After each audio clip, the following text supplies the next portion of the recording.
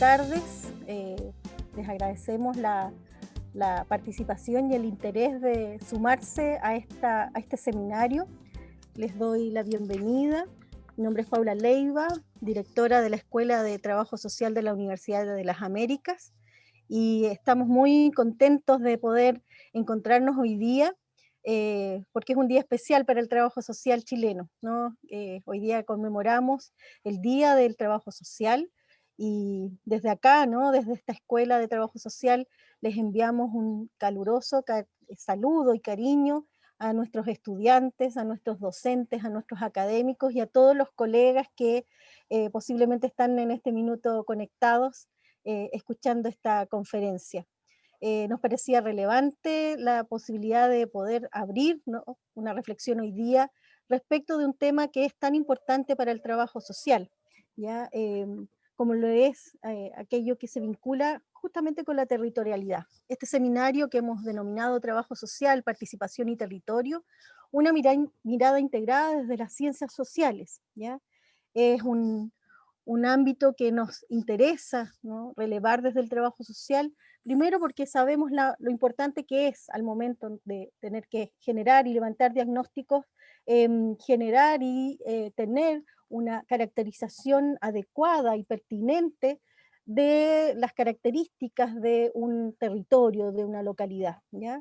Si no tenemos, si no nos manejamos adecuadamente en esa información, probablemente el diagnóstico no será certero y por tanto también la intervención que propongamos no tendrá, ¿no es cierto?, una buena orientación.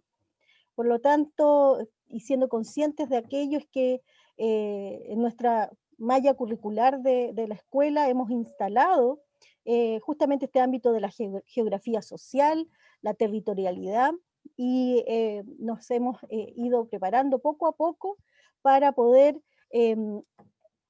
adaptar, ¿no es cierto?, ciertos instrumentos, ciertos dispositivos que nos permitan justamente reconocer con mucha más claridad las características de los distintos territorios, de manera de poder generar espacios, ¿no?, e instancias de intervención social situada, ¿ya? Que tan necesarias son hoy día. Sin duda no es lo mismo, ¿no?, trabajar en la región metropolitana que trabajar en la quinta región, en la octava región, en el ámbito rural, en el ámbito urbano. Nos señalan, ¿no?, características que son necesarias de considerar al momento de iniciar un trabajo de conexión con las personas y de conexión con las distintas comunidades y territorios. Hoy día nos van a acompañar y van a iluminar justamente esta reflexión colegas, trabajadoras sociales, ¿no es cierto?, y también profesionales de otras áreas, porque sin duda, ¿no?, también la interdisciplinariedad nos permite avanzar hacia mejores posibilidades metodológicas y también de intervención social. Así que, nada, agradezco la posibilidad que nos abre la carrera, ¿no?, principalmente desde la sede de Maipú y de la Florida, y saludo ahí a nuestra directora de carrera, Teresa Lascano, quien en conjunto con su equipo ha levantado esta instancia tan relevante, ¿no es cierto?, para abrir preguntas. Yo creo que de eso se va a tratar hoy día, abrir preguntas, y qué mejor que hacerlo además en el Día del Trabajo Social. Así que tengamos una muy buena jornada y feliz Día del Trabajo Social para todas. Gracias, Paula, por tus saludos y por tus palabras. Estamos bastante contentas y contentos de estar en este espacio.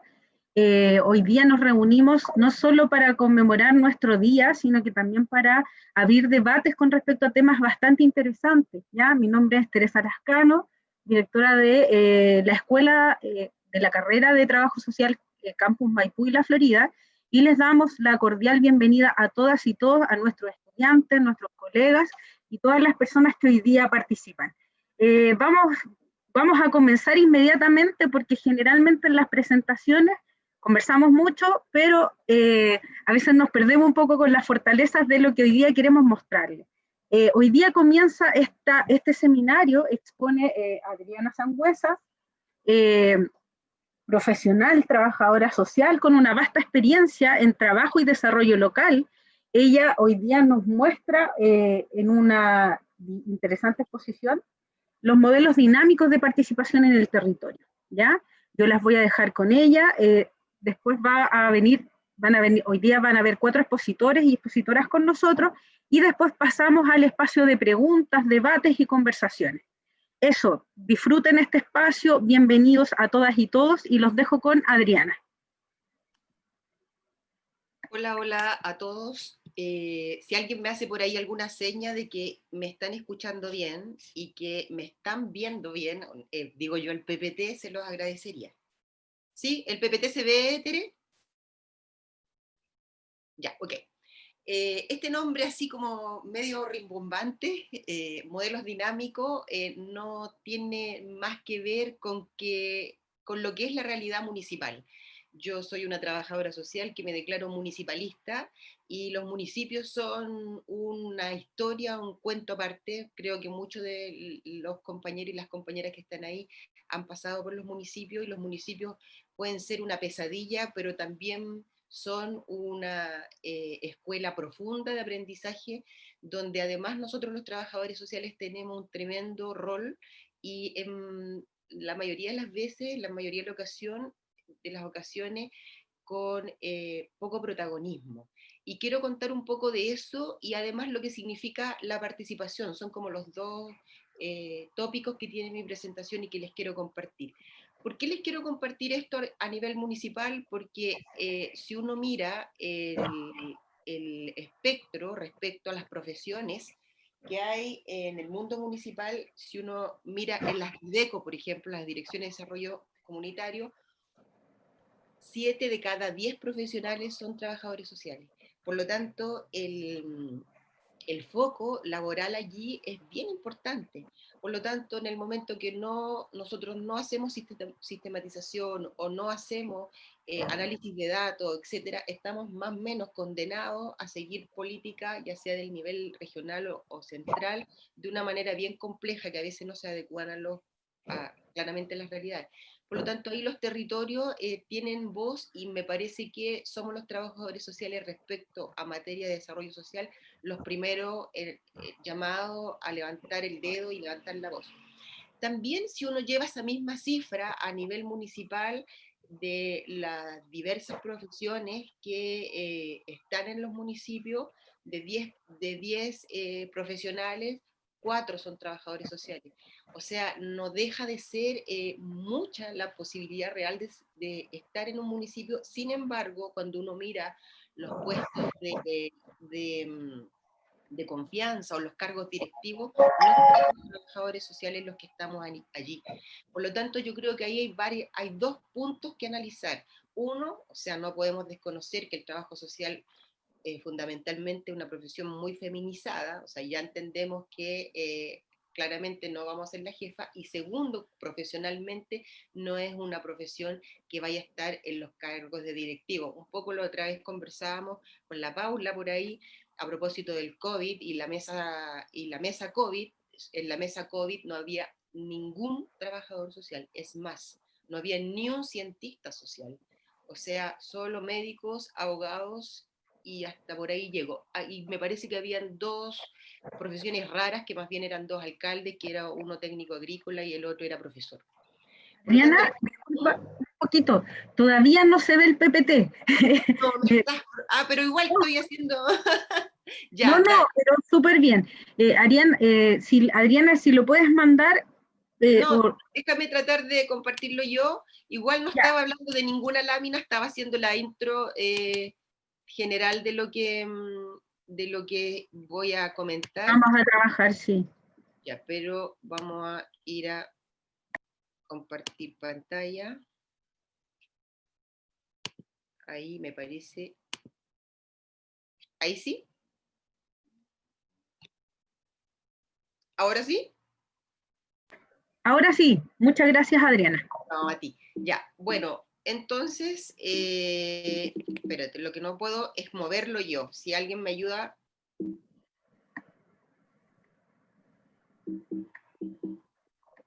Estoy en una slide que no me sirve ahora.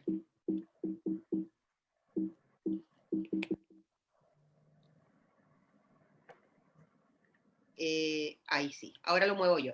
Bueno, estaba hablando de eso por si acaso, para que no piensen que les di una lata que ya había contado. No, estaba hablando de eso que era la intro.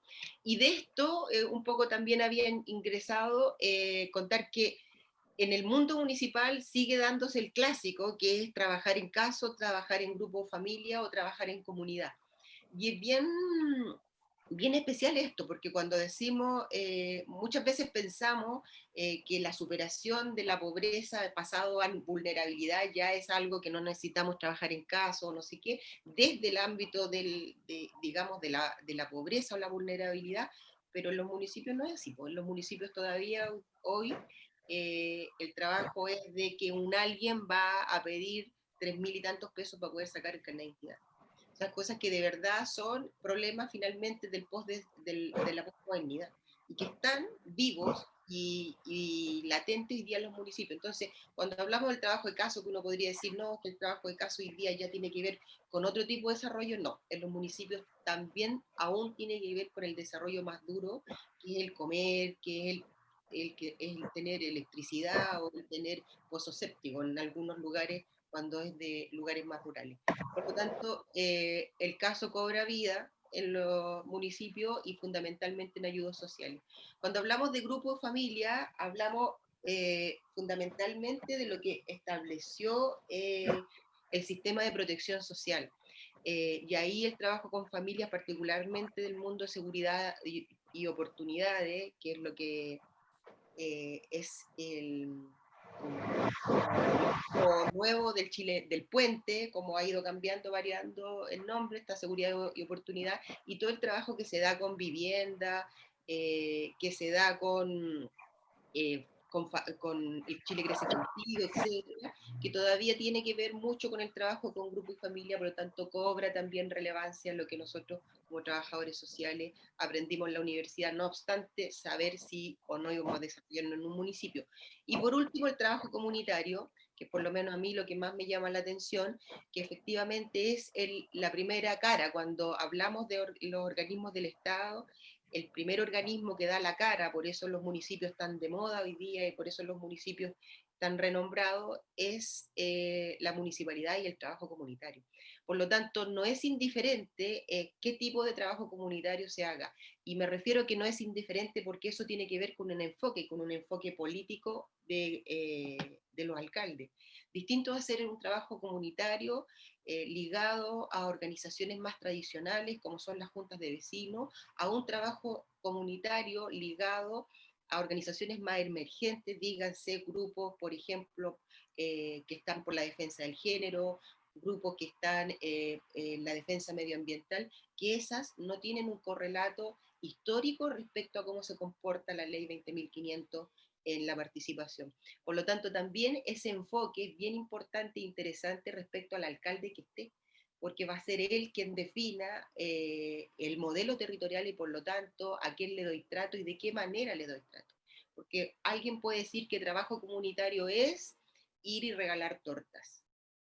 Y otra persona podría decir que trabajo comunitario es hacer un taller de prevención o promoción de la violencia. Por lo tanto, hay una mirada política que es bien importante y somos nosotros los trabajadores sociales los llamados a mirar esto. Ojalá lo pudiéramos decidir, bueno, para eso es importante la participación política, pero eso tiene que ver con un modelo, con un enfoque que sin duda es político, que tiene que ver con la gestión de cada uno de los alcaldes. No puedo pasar ahora de nuevo a la otra PPT si alguien me ayuda a pasarla porque es con respecto al nombre de este momento, espacio, territorio y efectos sobre los fenómenos sociales. Un poco yo me ordené con lo que ustedes me habían pedido. Nosotros, o digo yo más bien en mi investigación respecto a la participación, me he basado en dos tópicos. Cuando hablo del territorio, particularmente esto yo lo he virado porque me ha tocado trabajarlo y estudiado en dos comunas, una en la comuna del Bosque y lo otro en la comuna de Loprado. El primer tópico que mueve a cómo llevamos este trabajo comunitario es que el poder de las élites se ha quedado como garante total de las decisiones por la pérdida o efecto de la participación de masas.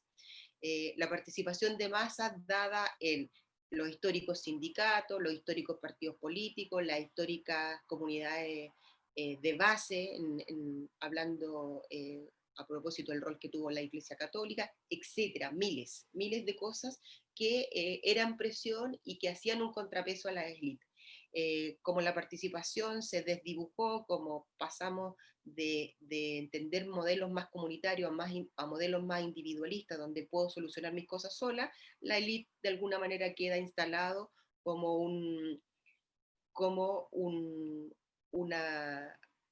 una fórmula que puede decidir sin tener contrapesos. Y el segundo tópico para el modelo de participación que les voy a contar es que el descontento generalizado de las personas no lo podemos leer solo como descontento, sino que debemos leerlo en clave de la esperanza. O sea, ¿qué es lo que ellos quieren para que nosotros como trabajadores sociales ayudemos a construir? Es una mirada totalmente distinta de cómo miramos la protesta. La protesta es fundamental, etcétera, pero ¿dónde está puesta la esperanza? Por lo tanto, ¿dónde está puesta la esperanza? Está puesta la política pública que debiera venir. Donde está puesta la esperanza, está puesta la política local que debiera venir, etc. Son como los dos tópicos que yo he trabajado y hemos trabajado y que he podido levantar de estos dos modelos más o menos parecidos de los municipios que les comento. Si me pasan, por favor, la slide que viene, se los agradecería.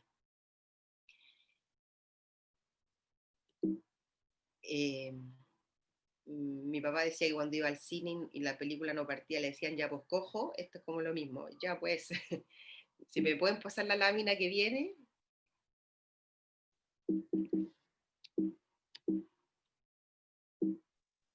Adriana, la PPT la tienes en tu computador. Sí, la tengo en mi computador, pero no, ahí pasó, pero yo la aprieto y no avanza. No Esto es súper... Esto que viene es como un clásico de lo que pasa con la participación. Yo participo, tú participas, nosotros participamos, ellos deciden. Yo creo que hoy día a esto le podemos dar un doble clic, porque si se fijan, uno podría decir, sí, pues efectivamente nosotros no estamos decidiendo, pero ahí también hay un ellos, o sea, que de verdad, finalmente, esta élite, también una élite masculina. O sea, esto que lo pudimos ver ahora en este último rato respecto a las demandas al estallido social y respecto además a cómo se ha comportado el movimiento feminista en todo este último rato. ¿Qué metodologías, miradas y lógicas de la participación podemos mirar en el espacio local? Primero, lo primero fundamental es profundizar la participación para profundizar la democracia. Si no hay más participación, hay baja calidad de la democracia, por lo tanto, por lo menos yo hasta ahora también conozco que la única manera de vivir de mejor manera es la democracia. Creo que las dictaduras estamos todos claros que no, pero ¿cómo hacemos de mejor calidad esa democracia? Bueno, es reforzando la participación y una participación vinculante. Los municipios en eso tienen mucho rol, pueden hacerlo. ¿De qué manera? Cabildos, plebiscitos, presupuestos participativos, parlamento estudiantil, entre otros. Aquí también quiero aclarar que respecto de la participación a nivel municipal, esto tiene que ver con todo aquello que el municipio pueda financiar. O sea, uno podría decirle, no, alcalde, yo quiero que todo el dinero que usted tiene sea por votación. No se puede, porque está vinculado a programas de nivel central o regional. O sea, aquí llegamos otra vez al problema de la desigualdad territorial. Claramente, Las Condes, por ejemplo, puede hacer un plebiscito donde decide si construye un centro cultural o una piscina. Comunas como, no sé, las más pobres, Pedro Aguirre Cerda, San Ramón, no lo pueden hacer, y no porque los alcaldes necesariamente sean malos o pencas, sino que él, para poder decidir de eso, debe ser sobre sus propios fondos. Y como estas municipalidades son altamente dependientes del fondo común municipal, es muy difícil que lo puedan hacer. Por eso que este es un tópico que también tiene que ver con la desigualdad territorial. ¿Cuál es la lógica que subyace en esto? Es más poder a las comunas y por lo tanto más poder a la comunidad. ¿De qué manera? Según sea el grupo social. Por ello, lo que nosotros hemos apostado a metodologías específicas respecto a los distintos grupos, resaltando estudios etnográficos para ello. ¿Por qué? Con un estudio etnográfico podemos mirar cuál es el modo de vivir, por lo tanto podemos mirar cuál es el modo de comunicar, por lo tanto podemos mirar cuál es el modo de participar y cuál es el gran rollo de la participación, que ponemos modelos o metodologías eh,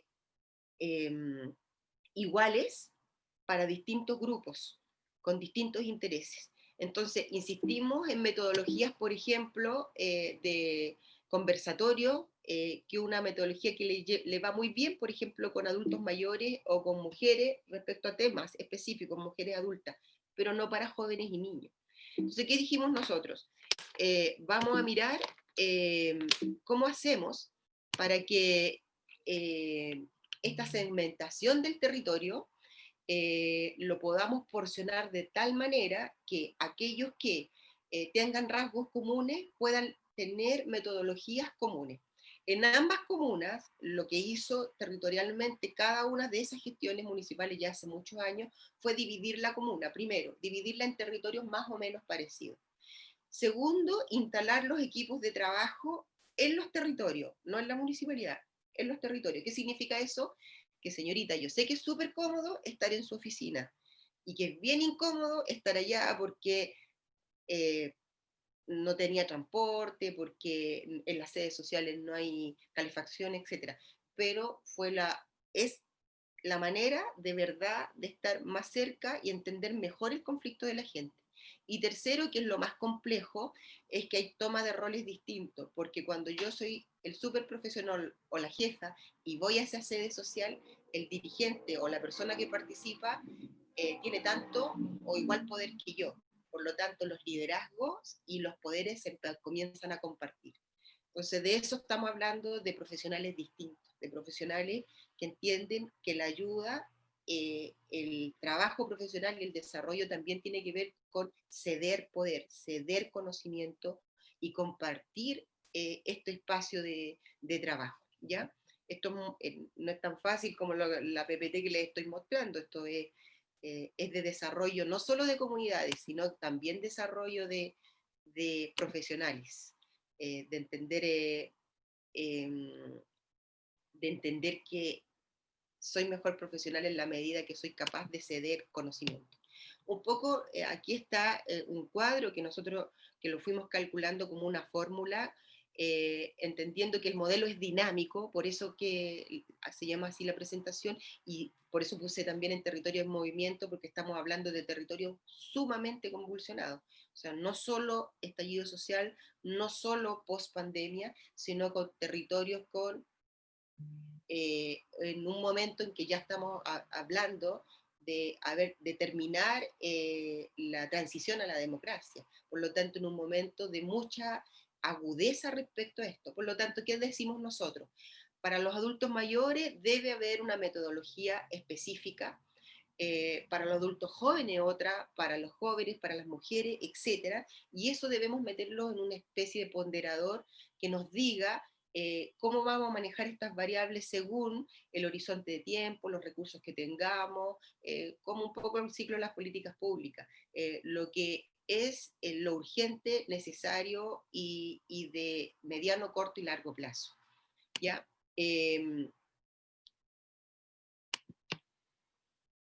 Esa era mi última diapo, si no me equivoco estoy exactamente a 30 y tantos segundos de terminar. Esto es muchísimo más largo, les podría contar experiencias más concretas en el tema de mujeres, por lo pronto me acuerdo en Lo Prado, se pudo armar un circuito distinto, un circuito donde Carabineros entendió que tenía que superar esta lógica más punitiva, donde sentaba a la mujer con el agresor en el mismo lugar. Eso significa también una especie de pérdida de poder de Carabineros, de tener el poder de que yo te pongo en cualquier lugar. También para salud, por ejemplo, fue aprender que el médico cuando llega una mujer fracturada por golpe no puede atender primero al que llegó primero, sino que tiene que entender que ahí hay un peligro de muerte, no porque va a morir ahí por la fractura, porque no va a morir, sino porque es una persona que es probable de estar en un femicidio pronto. Estos modelos o esta manera de trabajar claramente tienen otras velocidades, otro nivel de compromiso, y es en los territorios locales, es en los municipios donde esto se puede hacer, donde se puede jugar, donde de verdad el trabajo comunitario tiene un peso específico muy, muy, muy importante. Dejo para respetar los 20 minutos y me quedo pendiente por las preguntas. Muchas gracias, Adriana. Le damos las gracias a Adriana por participar. Adriana es trabajadora social, magíster en Gobierno y Gerencia Pública de la Universidad de Chile y con una vasta experiencia en interculturalidad, género, arte y también desarrollo territorial. Así que le damos muchas gracias a Adriana por participar en esta instancia. Ahora vamos a dejarlos a ustedes con Iván Soto. Iván es cartógrafo de profesión, licenciado en las ciencias cartográficas y actualmente es el jefe de la sección de cartografía del Instituto Nacional de Estadística de Chile. ¿Ya? Los dejamos con Iván, quien nos va a hacer una interesante presentación sobre herramientas para la captura y gestión del territorio. Iván. Gracias, Teria. Primero, buenas tardes, saludarlos a todos, agradecer la invitación. Como decía Adriana, también de las distintas disciplinas, tener esta mirada me parece súper interesante, quizás desde lo más técnico, desde lo geográfico, ¿cierto? También pasando por todas las variables sociales. Aquí vamos a ver también cómo se vinculan, traje algunos ejemplos bien específicos de cómo desde el servicio público, yo me desenvuelvo en el Instituto Nacional de Estadística, y la estadística también es un elemento muy importante para el trabajo social, y además nosotros hoy día la estamos combinando y vinculando con el territorio, acercándonos más a esos niveles de segregación, y ahí se van generando distintas sinergias que las vamos a ver en los ejemplos que hoy día les quiero mostrar.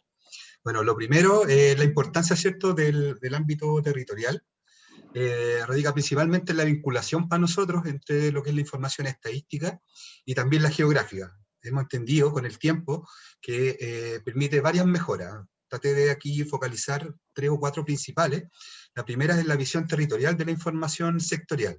Por ahí siempre nosotros desde la disciplina cartográfica tenemos un dicho que un mapa dice más que 1000 palabras. Entonces eso también facilita mucho lo que es la transmisión de ideas, tener la componente geográfica o cartográfica de fondo para las distintas variables sociales es un tremendo aporte en ese sentido. Vincular también la información de distintas instituciones en forma segregada también. Cada vez estamos utilizando en un mundo globalizado con mucha información, donde estamos con la Big Data, los datos abiertos, etc. Eso también se empieza a potenciar lo que es el uso de registro administrativo. Hoy día estamos cada vez dejando más atrás lo que es la captura in situ, por ejemplo, del dato, lo que mejora, ¿cierto?, la eficiencia de los recursos y muchas otras variables, ¿cierto?, que cuando uno va a terreno, ¿cierto?, tienen un alto costo, y también genera valor agregado a la información, ¿ya? Amplía en el fondo modalidades de distintos análisis que hacia donde estamos haciendo la tendencia es que sean principalmente multivariados a través de distintos cruces de información entre las componentes desde el punto de vista geográfico como también las variables sociales, y eso permite permear mucho más, ¿cierto?, la información y poder generarle un valor agregado importante en ese sentido. Y también generar estadísticas territoriales como apoyo a la gestión de los gobiernos locales. Ya desde la geografía cada vez nos centramos, ¿cierto?, más en los distintos niveles de desagregación o las distintas capas de información con las cuales nosotros construimos nueva información y también la disponemos a la comunidad científica, a la comunidad académica, ¿cierto?, y también a la ciudadanía en general. Ya hoy día entendemos que mucha gente está accediendo cada vez más a los datos, cada vez quizá datos más específicos de alguna temática, y obviamente con todo este contexto de pandemia, quizás algunos elementos que tenían que ver con lo digital, con algunas barreras digitales que existían. A propósito de esta pandemia, con el afán de sobrevivir, mucha gente se ha tecnologizado también y ha empezado a conocer también nuevas plataformas, ha aprendido también a interactuar, ¿cierto?, con las distintas plataformas, cosas que quizá antes le parecía muy compleja, se ha dado cuenta, se ha tenido que acercar, quizá en forma más obligada por lo que estamos pasando, pero eso también ha sido un impulso para poder disponer información y que la gente consulte más información. quise hablar sobre 4 elementos principales. Uno tiene que ver con los campamentos, ¿cierto? ¿Qué trabajo hemos podido desarrollar ahí? ¿Qué información también hay disponible? Que me parece que es de mucha utilidad para el ámbito en que ustedes se desenvuelven. También lo que es las unidades vecinales, también la tecnología dron, un poco lo que comentaba al principio, cómo empezamos a cambiar la forma de capturar información básicamente in situ en terreno, ¿cierto? Por sus altos costos, a través de otro tipo de tecnologías que van apareciendo. Y también hacer un remate ahí también con lo que son las aplicaciones de mapas, que es en donde nosotros disponemos la información. Entonces voy a hablar tanto de la captura, como también cómo nosotros disponibilizamos todos estos datos y esta información, que a mi modo de ver es muy útil para el trabajo que ustedes, ¿cierto?, desarrollan. Lo primero, voy a hablar, ¿cierto?, de los campamentos. Bueno, con el Ministerio de Vivienda y Urbanismo hemos estado trabajando en una última versión, ¿cierto?, de todo lo que es el catastro de campamentos. Pasó un tiempo importante entre el último que se hizo y el último que se está trabajando, básicamente 8 años, lo cual había un nivel de desactualización importante, y ahí viene la primera vinculación, ya para poder realizar este catastro de campamentos a nivel nacional. Existe un primer requerimiento de poder contar, por ejemplo, con información geográfica, específicamente cartografía actualizada a nivel nacional de los sitios de campamento. Entonces, ya hay un primer requerimiento y una primera vinculación entre los servicios públicos para poder, ¿cierto?, atender este fenómeno, para poder capturar la información de la mejor forma posible. Hay que entender que la geografía y la cartografía específicamente está en todos los ámbitos del proceso, básicamente en todo el flujo, porque sirve al inicio para poder hacer la planificación, luego para poder orientarse, ¿cierto?, en el terreno cuando estoy levantando información, y también al final del proceso cuando yo esa información también la quiero disponer, entendiendo, ¿cierto?, que, como dije al principio, un mapa dice más que 1000 palabras. Entonces en ese sentido se genera, ¿cierto?, esta vinculación, ¿cierto?, del territorio, donde nosotros a través de distintas técnicas, como yo les comentaba, por ejemplo, utilizando lo que es la imagenología satelital, logramos generar información sin ir a terreno, a capturarla directamente.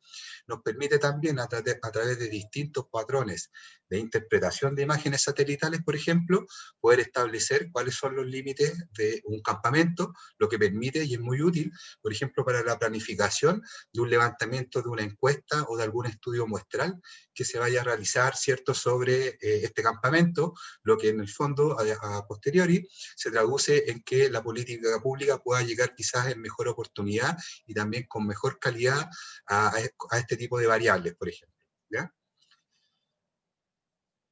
También, ¿qué herramienta utilizamos? Para eso utilizamos, ¿cierto?, plataformas y software cartográfico específico para poder construir, ¿cierto?, todo este material que es muy útil para todas las fases del proceso, como yo les comenté anteriormente. Utilizando también en combinación con lo que son las imágenes de satélite, nosotros podemos establecer cierto material para el levantamiento, para que se pueda la gente orientar en terreno, en este caso los encuestadores o los verificadores, ¿cierto?, de terreno, puedan realizar el levantamiento en forma correcta. Y también ahí hay una segunda derivada que trasciende ahí, que tiene que ver con que además existen algunos sitios donde no se puede acceder, ¿cierto?, que tienen algún grado de inseguridad para la gente que va a levantar en terreno, y esto también es extremadamente útil porque nos permite, ¿cierto?, sin estar in situ y sin exponer muchas veces, cuando es un sitio peligroso, a la gente que trabaja en terreno. Lo podemos hacer desde el aire y desde gabinete, como le llamamos nosotros, ¿ya? Luego, ¿cierto?, se hace la captura, se actualiza la información y también se dispone, ¿ya? Entonces, en este caso de campamento, la información, ¿cierto?, está publicada en lo que nosotros llamamos desde la disciplina las GIDE, que son las infraestructuras de datos espaciales, ¿cierto?, donde nosotros ponemos distintos servicios de mapas, aplicaciones y un montón de formatos donde a través de ellos mostramos los distintos fenómenos que hemos capturado en terreno. Entonces aquí voy a ir rápidamente acá al sitio de Minbu, de la IDE de Minbu, ¿cierto? Y acá está, por ejemplo, el catastro de campamentos. Entonces, son herramientas que están disponibles para que ustedes puedan hacer su análisis, ya sea desde el ámbito académico, para distintos estudios, como también para ya el nivel más profesional, cuando uno ya se está desempeñando en la disciplina. Entonces acá tenemos los campamentos, ¿cierto? Y uno ya inmediatamente a través del mapa puede identificar, ¿cierto?, dónde están ocurriendo, por ejemplo, un conglomerado de campamentos, y eso inmediatamente a uno le da una señal para potenciar, por ejemplo, una política pública en este sentido. ¿Ya? Eso como un primer ejemplo. Lo segundo que quería tocar también tiene que ver con las unidades vecinales, ¿cierto? Para las unidades vecinales, tal como comentaba Adriana, ¿cierto? Son elementos que son muy potentes para la gestión del territorio. Hoy en día, nosotros históricamente hemos definido distintos niveles de desagregación para mostrar nuestra información, pero también con el pasar de los tiempos hemos evolucionado y hemos entendido que la unidad vecinal es un elemento tremendamente importante para los gobiernos locales. Y es ahí donde nosotros también hemos centrado el esfuerzo. Es un nivel de desagregación mayor que requiere, ¿cierto?, un mayor desafío, pero también hemos instalado acá esa necesidad y elementos que en las unidades vecinales, por ejemplo, estaban descritos básicamente a través de distintos decretos.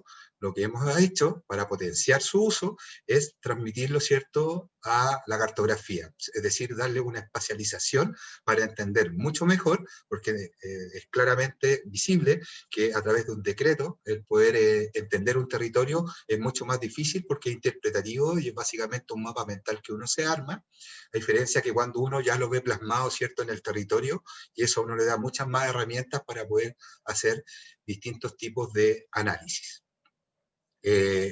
Otro elemento también que quería aquí destacar es también la relevancia de la precisión con lo que uno construye estas herramientas geográficas. Acá yo puse un ejemplo, ¿ya?, que tiene que ver cuando, por ejemplo, la delimitación de una unidad vecinal no es correcta o no es precisa, a diferencia que cuando sí lo es. Ya aquí hemos visto, y en la interacción, ¿cierto?, tanto con el Ministerio de Desarrollo Social como también con los distintos municipios y también las unidades de las juntas de vecinos, ¿ya?, que por ejemplo, cuando esto es impreciso, si aquí se instala un vertedero o ocurre alguna variable, todos le hacen el quite. Ahora, si se instala, por ejemplo, un centro recreativo para la familia, ahí todos dicen que está bien el mapa. Entonces, el tener precisión también permite instalar responsabilidades, permite instalar también compromisos desde los gobiernos locales.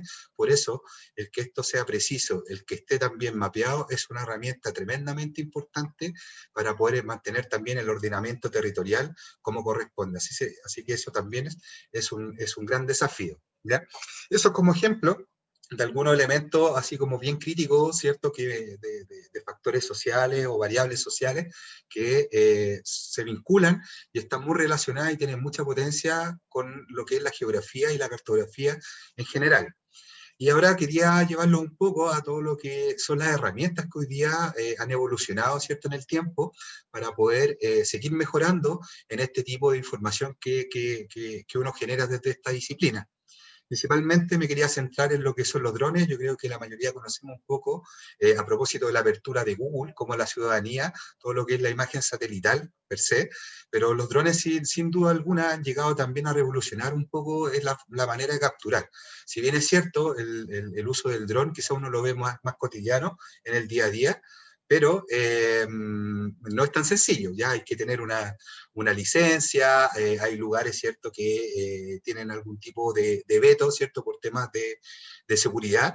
Por ende, es una herramienta, pero también tiene algunas consideraciones. Entonces quería, básicamente aquí, lo voy a pasar bien rápido, mostrar algunos ejemplos de cómo la tecnología desde las imágenes satelitales cambia desde plataformas de uso abierto o de libre disposición que se les llama, como por ejemplo la plataforma Google Earth, la diferencia que hay entre una imagen Google Earth y una imagen capturada, por ejemplo, por un dron, ¿ya? Entonces permite claramente identificar a través de una mejor resolución, facilita la delimitación, por ejemplo, de las viviendas, saber cuántas viviendas es, porque en este lado quizás se ve más difuso, pero una imagen de dron es claramente mucho más potente, permite mediciones de predios, anchos de calle, como lo destaco acá, etc. Entonces, tiene un montón de potencialidades.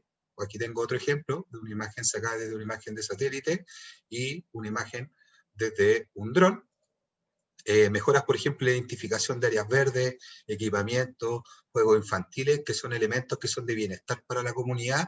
Yo los puedo, ¿cierto?, mapear a través de este tipo de herramientas. También, ¿cómo evoluciona? Puedo hacer un estudio, ¿cierto?, de temporalidad, de cómo está el crecimiento en las ciudades, lo que también me puede entregar variables, por ejemplo, de hacinamiento, de allegamiento, como lo voy a mostrar más adelante. Entonces, también la cobertura temporal que tiene la tecnología dron es súper importante, a diferencia de lo que está disponible, ¿cierto?, hoy en día a través de plataformas gratuitas, ¿ya?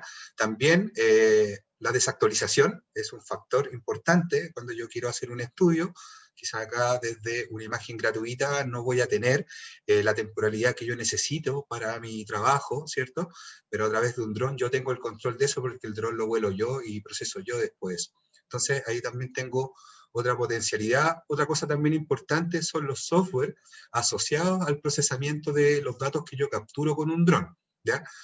Hoy en día hemos visto que hay una tendencia de ya no es necesario, por ejemplo, tener una licencia de escritorio para poder hacer todo este tipo de procesamiento, o tener un computador de la NASA, ¿cierto?, para poder procesar este tipo de información que es bastante pesada.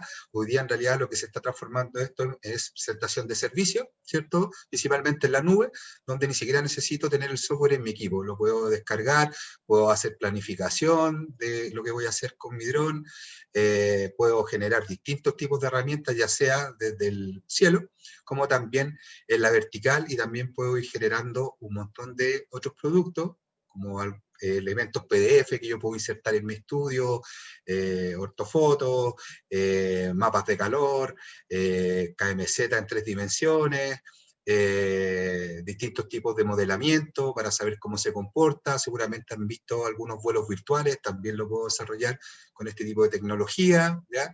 Y obviamente tiene distintas precisiones, y esa precisión tengo la facilidad con el dron de yo poder, ¿cierto?, estimarla, prepararme y definirla, ¿ya? También es muy importante para poder hacer algunos tipos de hallazgos, ¿ya? Principalmente aquí quise poner un ejemplo de los guetos verticales, especialmente que están en la estación central, como desde el cielo me cuesta quizá un poco identificar la magnitud de esto, pero cuando lo vuelo con el dron en la vertical me puedo dar cuenta, ¿cierto?, de la magnitud del fenómeno que está ocurriendo ahí. Y también puedo hacer, ¿cierto?, algún tipo de medición y proyección de la altura, por ejemplo, de las construcciones que se están desarrollando en ese territorio en particular.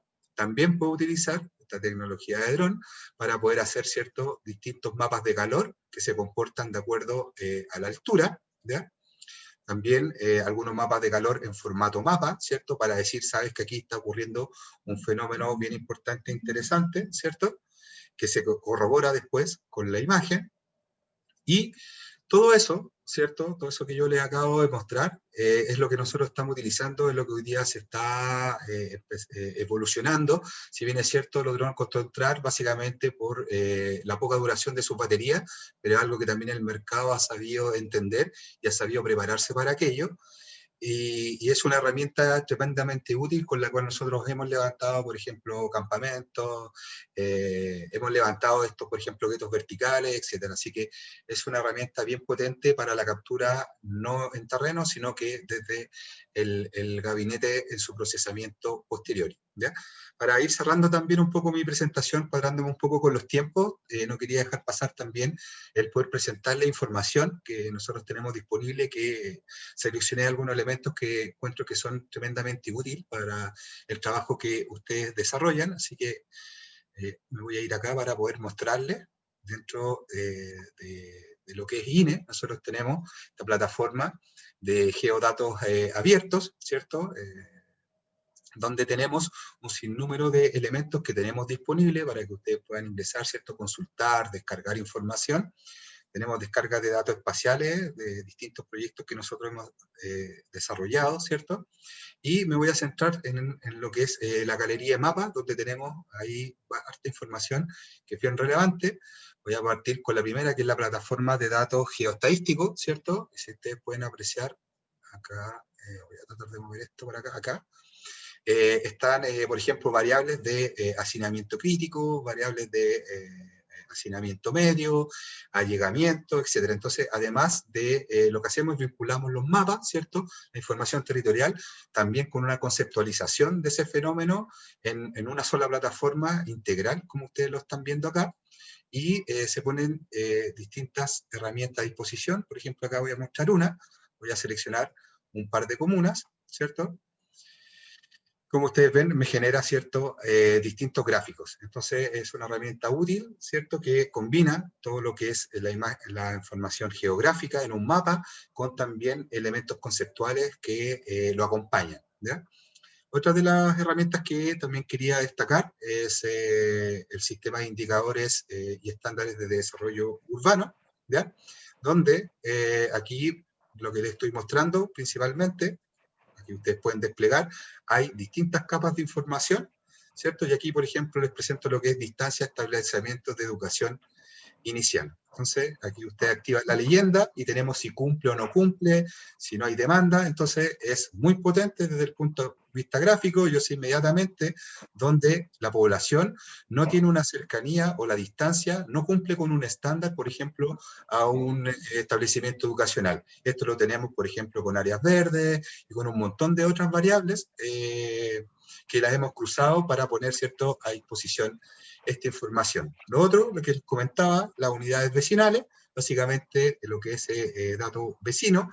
Yo acá puedo, ¿cierto?, seleccionar, por ejemplo, una unidad vecinal, y si ustedes se fijan, me entrega un montón de información y datos, por ejemplo, de cantidad de vivienda, cantidad de personas, etcétera. Entonces también son herramientas súper potentes que mezclan, ¿cierto?, la conceptualización de las variables, las estadísticas asociadas a esas variables, pero también dónde está ubicada esa variable. Lo estoy observando las tres cosas en simultáneo, ¿ya?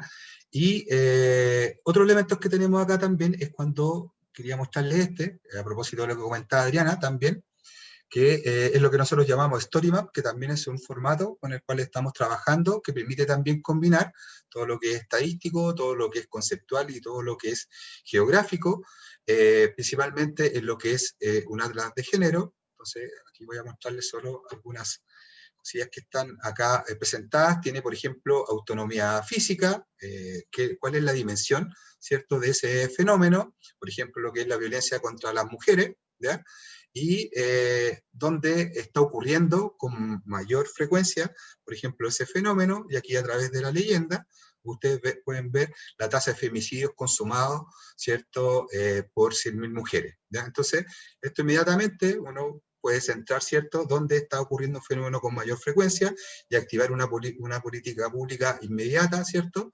para atender las necesidades que tiene la ciudadanía en todo ámbito. Y lo último solamente, mostrarles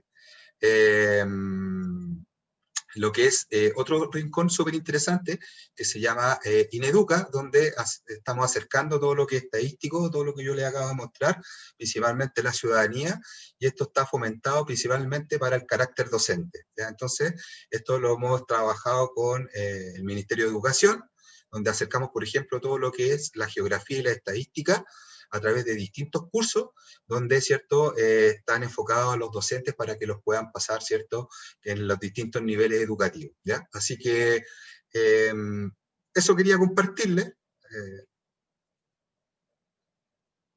y obviamente darles las gracias por esta presentación. Como decía Adriana, es difícil sintetizar porque tenemos muchas cosas, pero en pos del tiempo quería compartir esa pequeña experiencia con ustedes, así que muchas gracias por la invitación. Eso sería. Agradecemos la participación de Iván. Iván es, como les comentaba, cartógrafo, diplomado en geomática de la Universidad Católica, además es jefe de la sección de cartografía del Instituto Nacional de Estadística de Chile. Es bastante interesante estas herramientas que nos muestra hoy Iván y que de alguna manera son muy interesantes de profundizar, principalmente para tener esta visualización mucho más integrada desde las ciencias sociales, ¿ya? Muchas gracias, Iván. Vamos a pasar a la tercera presentación, que va a estar a cargo de Froilán, como le decía, Froilán Cubillos Alfaro, doctor en educación, coordinador de Geografía del Departamento de Historia y Geografía de la Universidad Metropolitana de Ciencias de la Educación y actualmente también nos está acompañando en los procesos formativos de nuestros estudiantes del Vespertino Metropolitana, ya de Geografía Social, y también está ahí, voy a hacer la presentación y el saludo a Marcela Fernández, también que es nuestra profesora también de Geografía Social del diurno. Los dejo con Froilán, bueno, la presentación Geografía para la Resistencia y la Transformación Social. Froilán. Gracias, Teresa. ¿Se escucha, cierto? Bien, buenas tardes a todas y a todos. También felicitarlos por su día, ¿sí?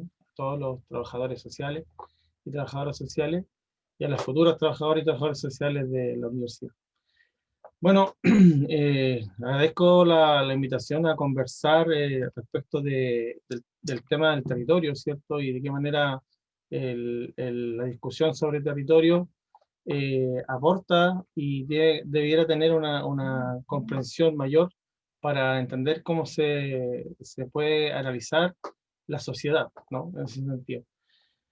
Bueno, compartiendo los planteamientos del colega anterior, ¿cierto? Y también de la colega que partió al principio, yo voy a partir de una mirada un poco más macro, teórica, de cómo se entiende lo que es la geografía social, y a partir de ese planteamiento, cómo se han ido analizando ciertas situaciones, ¿no?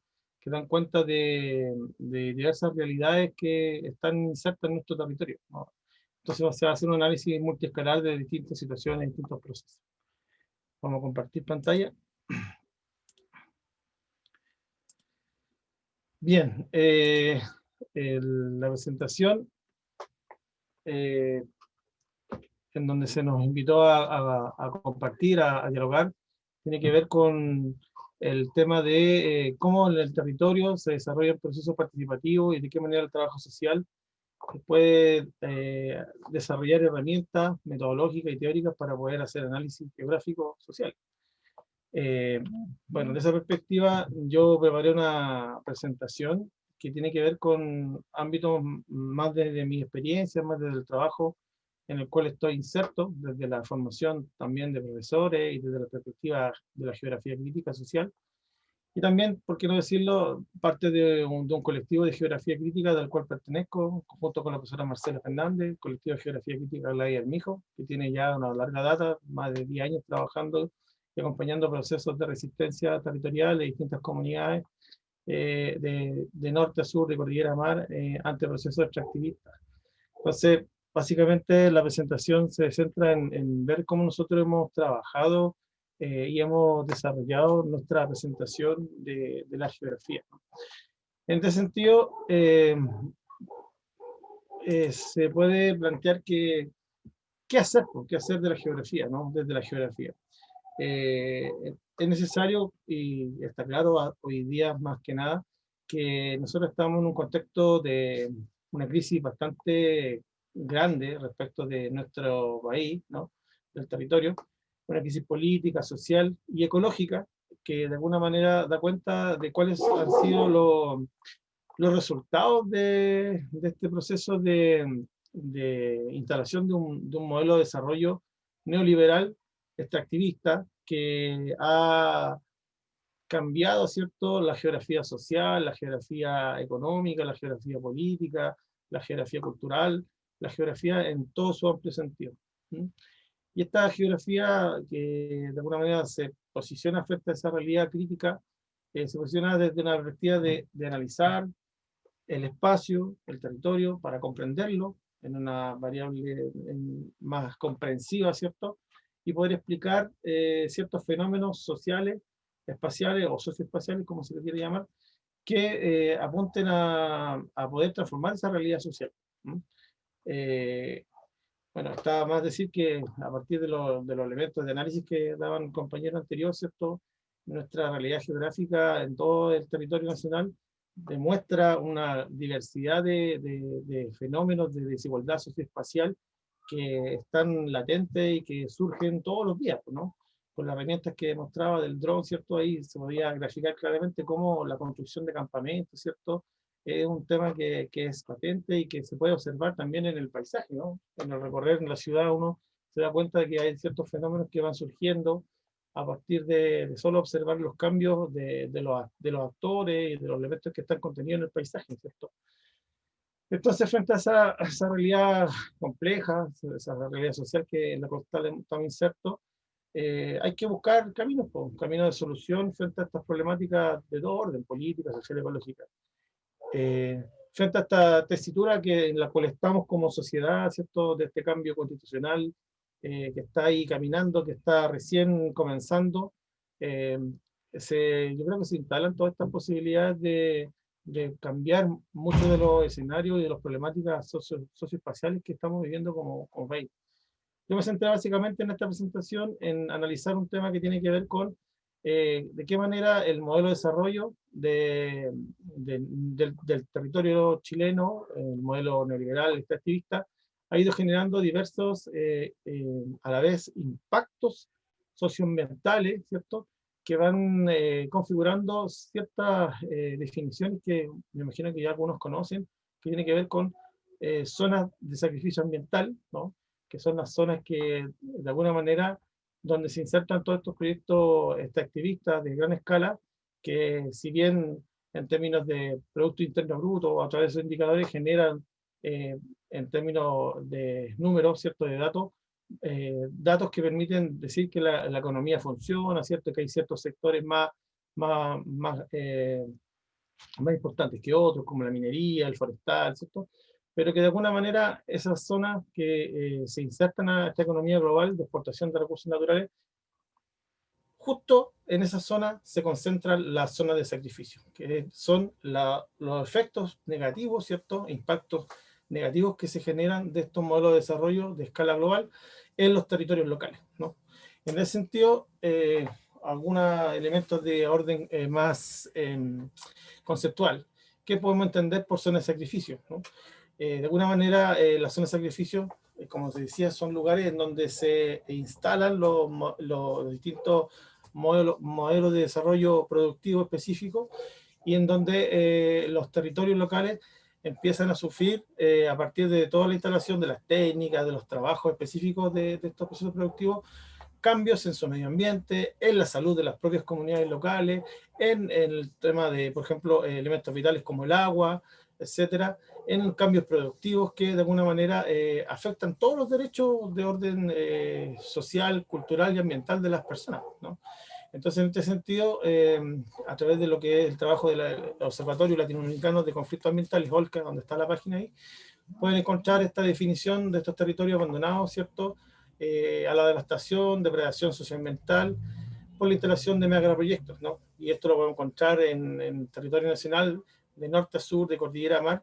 Hay una gran cantidad de conflictos territoriales, de zonas de sacrificio ambiental, que demuestran cuál ha sido el verdadero impacto, ¿cierto?, de los proyectos de desarrollo macro, pero que tienen su expresión territorial a nivel regional. Luego lo vamos a ver más adelante. Entonces, otra cosa que surge acá importante de entender tiene que ver con el extractivismo, ¿no?, que ya lo hemos señalado.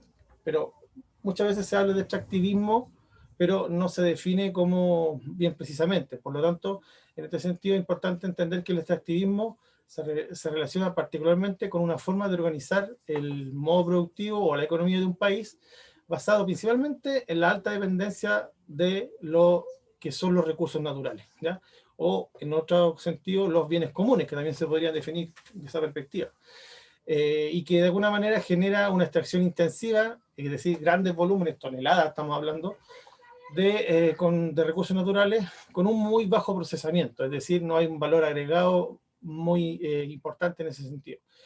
Y eso evidentemente se volca directamente hacia la exportación, hacia el exterior, ¿no?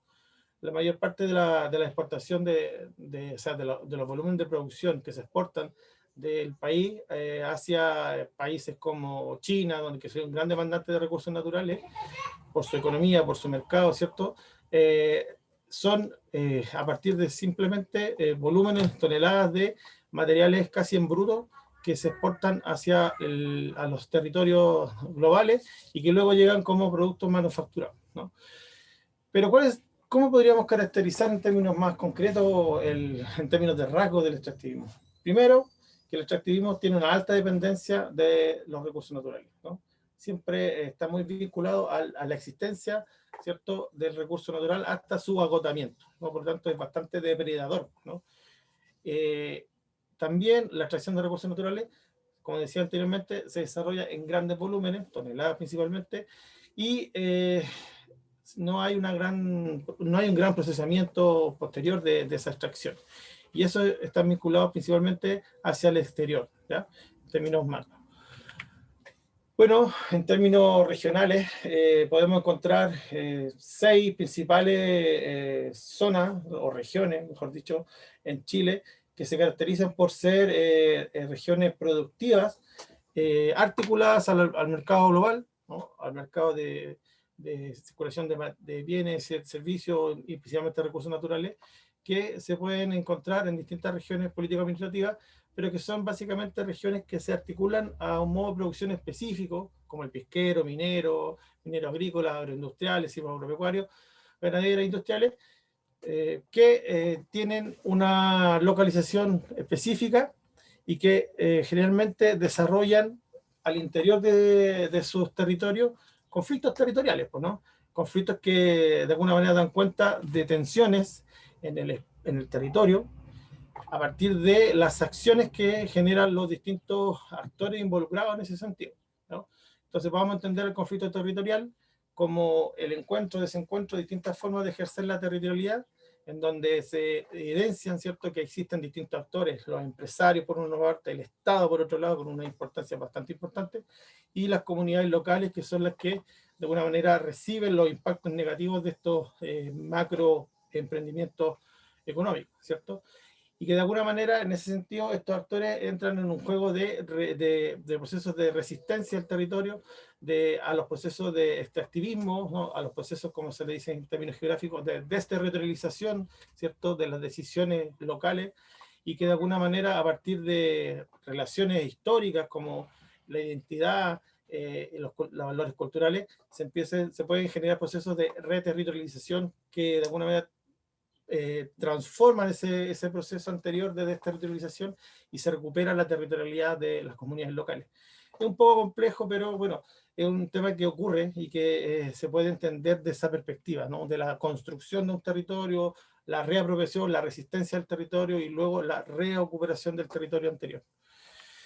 Bueno, cómo esto se expresa, ¿cierto?, en términos metodológicos, claro, porque de alguna manera, si bien uno puede entender en términos teóricos que existen estos procesos de territorialización, desterritorialización, reterritorialización, que parece un trabalengua, son hay formas posibles de verlo a través de lo que son las cartografías o los mapeos colectivos, mejor dicho, que de alguna manera pueden representar elementos diagnósticos, ¿cierto?, que pueden dar cuenta de cómo el accionar de un actor empresarial y estatal puedan estar desplegando sus formas de instalación de sus territorialidades para poder desarrollar ciertas estrategias de orden regional y global para insertar, ¿cierto?, en términos económicos, evidentemente, a los espacios geográficos, a una cadena de circulación de recursos naturales, ¿no? Por ejemplo, cuando se instala el modelo de producción en un territorio delimitado, por ejemplo, el minero, el forestal, etc.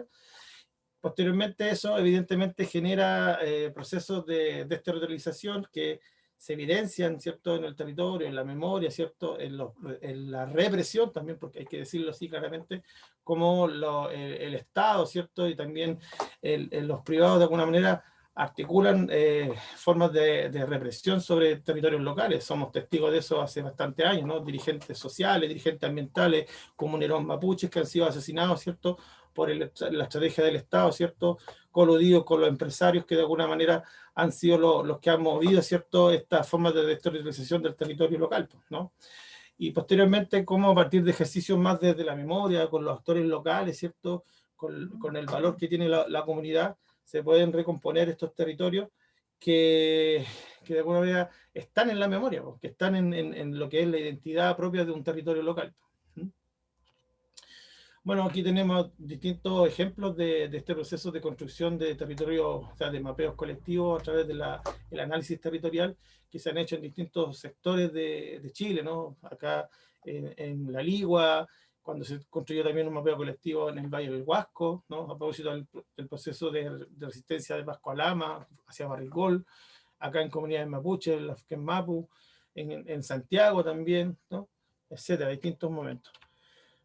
Y que de alguna manera esta estrategia del mapeo colectivo también se transforma en una herramienta, así como la que mostraba el compañero anterior, en una herramienta para poder agendar, ¿cierto?, una acción política, porque de alguna manera cuando se evidencian en el territorio todos estos procesos de usurpación, de despojo de actores hegemónicos como las forestales, aquí estamos viendo un caso particular de Galvarino, la comuna, en un territorio mapuche, se pueden evidenciar los territorios ancestrales, porque han sido usurpados, ¿cierto?, por estas forestales, y que en la memoria, a través del ejercicio de representación de estos procesos, se pueden construir representaciones que dan cuenta de cómo se puede luchar por el territorio, cómo se puede hacer una agencia política respecto de la resistencia en el territorio comunal. Bueno, y para ir terminando, desde la perspectiva de la geografía crítica, nosotros apostamos a trabajar desde el territorio local, desde el diálogo, evidentemente, entendiendo que aquí el diálogo entre las personas que manejan un cierto conocimiento, más las personas del territorio local que conocen el territorio, que son los que tienen todos los elementos identitarios, históricos del territorio, que conocen los procesos, cómo se han generado de desterritorialización, se pueda construir procesos de recuperación y resistencia a los procesos extractivistas. También es necesario representar territorialidades no hegemónicas, ¿no? En este ejercicio de acompañar a comunidades principalmente indígenas, lo que se busca es presentar, ¿cierto?, su forma de entender el territorio, la territorialidad que no es la territorialidad cartesiana, sino que cómo se entiende el espacio geográfico desde una perspectiva cultural no occidental, ¿no? De una perspectiva decolonial, pues, es reconocer, ¿cierto?, la territorialidad mapuche a partir de sus lógicas del rego, de la yerrego, ¿no? Y cómo eso también son partes de formas de resistencia a lo que es la instalación del Estado-Nación como forma de usurpación, ¿no? Y por último, evidenciar los conflictos territoriales que son claramente las tensiones que se generan, ¿cierto?, de las distintas escalas locales, regionales, estatales, globales, de la instalación del modelo neoliberal, ¿no? Y en ese sentido hemos estado trabajando durante bastante tiempo ya, no solamente a partir del 2019, a partir del estallido social, sino que desde hace bastante tiempo ya los conflictos territoriales están en Chile, ¿no? Y se han ido construyendo distintas representaciones a partir de eso. Bueno, y compartir ahí en la página del colectivo de Geografía Crítica un atlas que se construyó en conjunto con el OLCA, donde se puede revisar, ¿cierto?, cuáles son los principales conflictos territoriales que hay en Chile y las metodologías que hemos aplicado en su análisis. Eso, muchas gracias. Gracias a Froilán por tan interesante presentación, no neutra y no ajena a todo este análisis que actualmente estamos llevando a cabo y que en primera instancia, y como todas las presentaciones que hemos tenido hoy, nos van a ir mostrando de alguna manera ciertas rutas ya de apertura que nos permitan también visualizar todas estas herramientas, no solamente desde el trabajo social, sino que en una visión integrada como ciencias sociales. Voy a dejar y voy a presentar con ustedes a nuestra última expositora del seminario, Ariana Padilla. Ella es trabajadora social, representante y participante activa de las redes territoriales de la comuna de La Granja, del sector sur de Santiago, con una vasta experiencia ahí de territorialidad, así que todos estos elementos hoy día convergen y cierra también esta experiencia de presentación de Ariana. Ariana, te damos la bienvenida. Muchas gracias, Teresa, muchas gracias a la escuela por la invitación. Bueno, y me sumo a los saludos colectivos de este día. Así que un abrazo afectuoso para todos. Voy a esperar que se inicie la imagen. Ahí. ¿Se está viendo ahí? Sí, yo lo veo. Se ven las 2 diapositivas, pero no ningún problema. Yo no tengo problema. Vamos al inicio, por favor. Bueno, vamos a comenzar. El nombre de la presentación hoy día que nos convoca es Mujeres Pobladoras y Participación Comunitaria. experiencia de mujeres pobladoras del sector sur, las que a través del estallido social se cohesionaron para trabajar de manera colectiva en diversos territorios. En la PPT que continúa, presento las temáticas de abordaje, que son 3, que la primera son las mujeres pobladoras, la segunda, no, son la participación popular, y la tercera es el trabajo social y territorio. Desde ahí unas posturas y la vinculación que tenemos desde el trabajo social. La imagen continua, por favor. Entonces, para iniciarnos en esta discusión y en este análisis desde las experiencias, primero tenemos que situarnos y primero tenemos que conocer desde dónde nosotros vamos a observar o desde dónde nosotros vamos a poder generar esta comprensión. Entonces, desde ahí se orientan las postulaciones que presenta Enrique Dussel, la cual propone un análisis crítico y filosófico orientado a este debate de cómo se comprenden los postulados desde la descolonización del pensamiento cultural y las filosofías de liberación. Y así se orienta la idea de poder comprender lo que voy a presentar a continuación, de por qué presentamos entonces las experiencias de estas mujeres. Primero, contarles un poco qué es la descolonización del pensamiento, según Dussel. Es una forma de ver las experiencias. Permite elaborar una reconstrucción teórica a partir de contextos históricos de cada grupo o comunidad. Entonces, se orientaba de alguna forma a repensar con lentes críticos y despojándonos de lo individual, para lograr así comprender la vulnerabilidad del otro, pero desde escenarios económicos, sociales y políticos, los cuales se iban construyendo a base de nuevos procesos desde la globalización. Entonces, ¿qué es lo que propone Dussel acá? Es que todos los tiempos de alteridad posibles desde su conciencia ética situada, la de cualquier ser humano con sensibilidad ética que sepa indignarse ante la injusticia que sufren algunos otros. Entonces, desde acá, más que una postulación crítica, se refiere a generar un pensamiento desde una totalidad opresora, la cual no solo busca emancipar ciertos fenómenos, sino también tomar aspectos desde lo material, lo físico, lo real, desde el sufrimiento hoy día del pueblo, desde las pobladoras, desde las mujeres, desde esta población más vulnerada, desde los excluidos y como plantea Dussel, los que teóricamente no son considerados para generar conocimiento.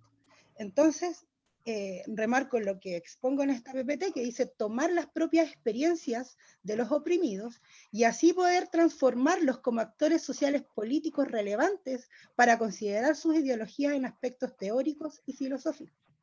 Entonces, ¿cuál es la importancia con la filosofía de liberación y con la descolonización? Poder generar una comunicación entre actores sociales relevantes o desde un posicionamiento social que hoy día nos convoca, que son los movimientos sociales, y hoy día las mujeres.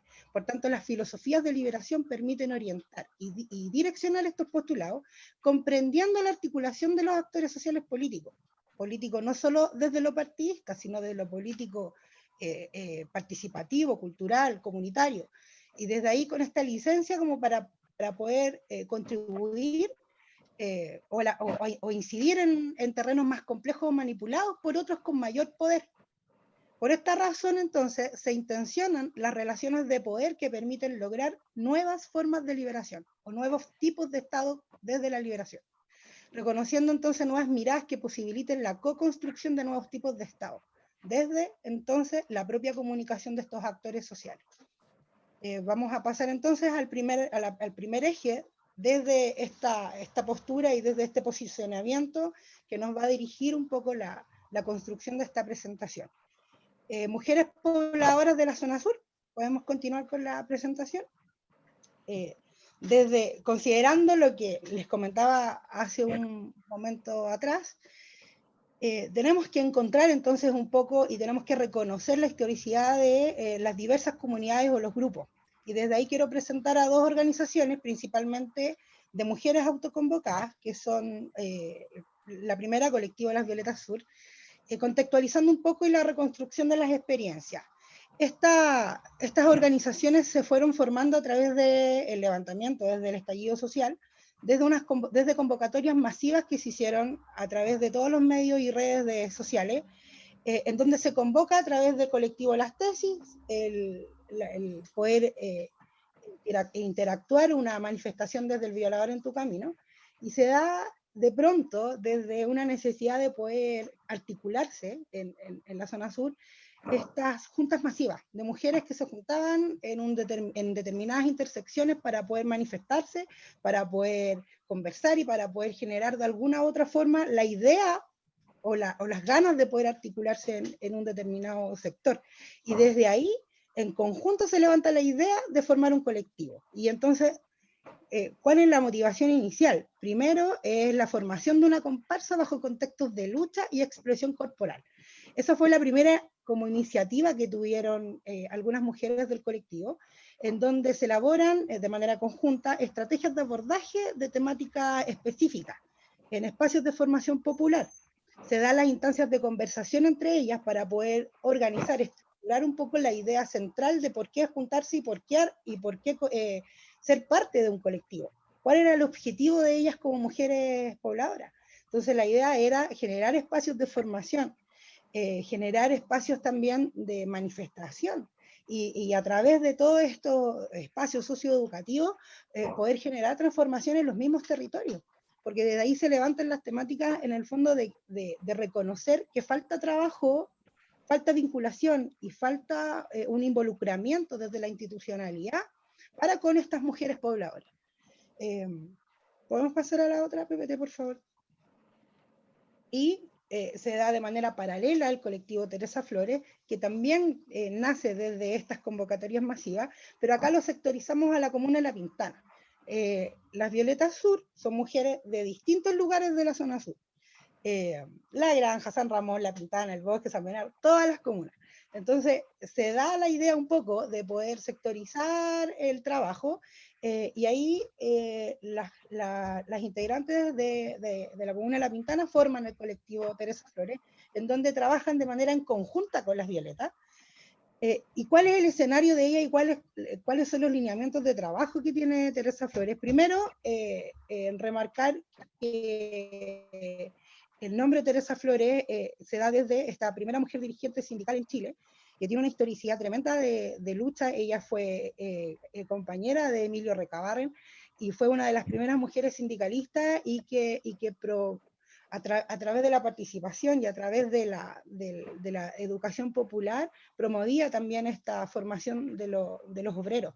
Entonces fue una de las primeras mujeres que en un contexto social totalmente limitado, en donde las mujeres no podían leer, no podían escribir y menos ser representantes o dirigentes sindicalistas, ella lo hizo. Entonces este colectivo se hace nombrar haciendo un poco de conmemoración a esta mujer, que de hecho es la única imagen que hay de ella, es la imagen que ustedes pueden ver en blanco y negro. Entonces, desde esos escenarios y contextos de lucha nace la motivación de ellas conformarse con lineamientos específicos de liberación de su cuerpo, de no limitar ni reprimir. Entonces, ellas tienen lineamientos de trabajo en donde se cohesionan con el colectivo Las Violetas y en sí otras acciones que voy a comentar más adelante. Podemos pasar a la próxima presentación, por favor. Bueno, la imagen inicial donde salen los dos colectivos, comentarles un poco que aquí son mujeres de todas las edades, desde los 16 años hasta los 65 años, que es una de las integrantes más adultas participantes. Ellas tienen una forma también de manifestación a través del movimiento corporal, en donde promocionan y hacen ver la música latinoamericana de mujeres latinoamericanas que tengan un mensaje de lucha frente a la violencia de género en general. Y a través del trabajo no solamente corporal, se dan instancias de la educación popular, no tan solo en La Granja y en La Pintana, sino que en espacios más abiertos. Ha sido un poco compleja la participación hoy día de varias porque están siendo perseguidas, si lo debo decir, netamente porque tienen una postura política diferente. Vamos al punto 2, que es la participación popular. Desde acá me quiero enmarcar, si podemos pasar a la siguiente presentación, por favor.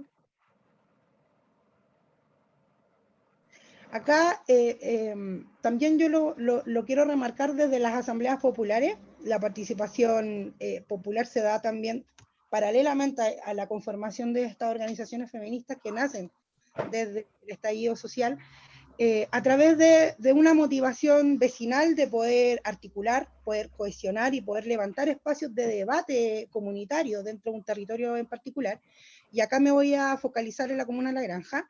Esto se da desde el perifoneo que le llaman, desde el puerta a puerta, desde la feria y un par de vecinos con la motivación de poder hacer ver y poder generar espacios de conversación de lo que está pasando en el entorno y de lo que está pasando en nuestro país, cómo hacernos parte de una discusión, cómo hacernos parte también de una toma de decisiones en futura que hasta el momento era una idea tan lejana poder hacer un cambio de constitución.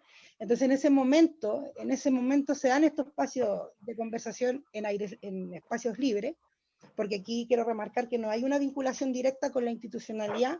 Las asambleas populares se formaron desde la propia organización autogestionada.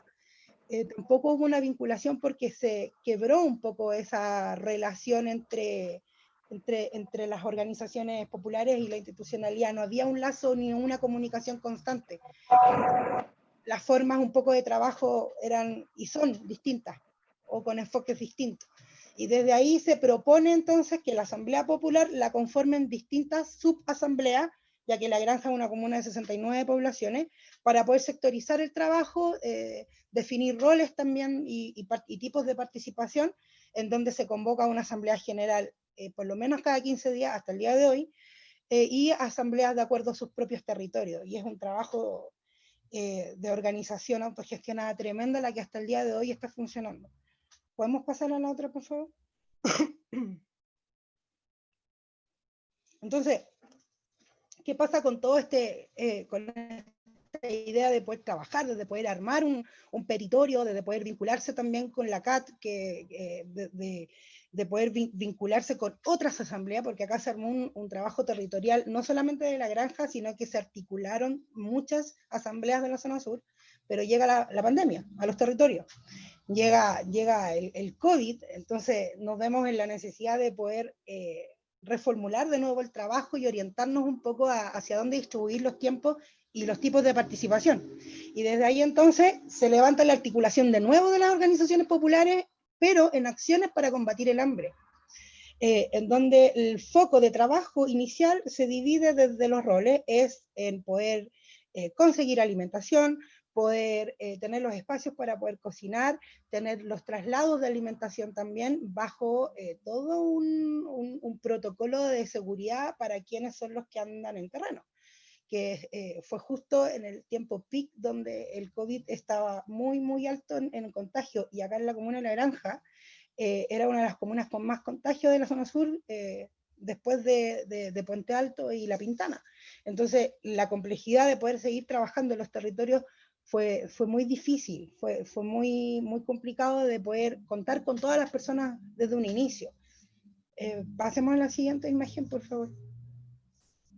Por lo que se decide trabajar desde un catastro territorial, que lo levantó las organizaciones de mujeres del colectivo Las Violetas, en donde para poder focalizar el trabajo y no tratar de ampliarnos dentro de las realidades y dentro de las posibilidades, se trabajó en el catastro casa, puerta a puerta, en una de las poblaciones de la comuna, en donde se pudo elaborar un plan de acción direccionado solo a 100 familias, que eran las que se le pudieron levantar con más vulnerabilidad, en donde encontramos diversos factores, tanto de pobreza extrema, hacinamiento, violencia de género, y adultos mayores abandonados. Por ende, ahí les muestro uno de los casos más importantes que a nosotras y a toda la comunidad nos marcó, que fue la señora Sonia, que tuvimos que generar una articulación directa con la institucionalidad. Sin embargo, la respuesta no fue muy agradable, y tuvimos que llevarlo a las redes y a los sistemas comunicacionales tradicionales para poder solicitar la ayuda correspondiente y poder proporcionar un lugar digno donde ella pudiera vivir. Se logró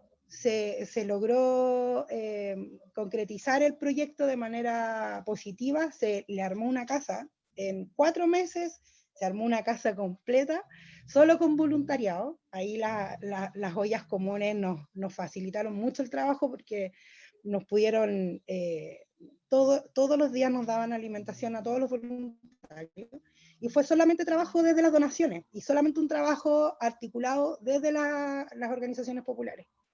Entonces acá me voy a la PPT desde el trabajo social, no creo que se vea la última, pero bueno, el trabajo social y los territorios.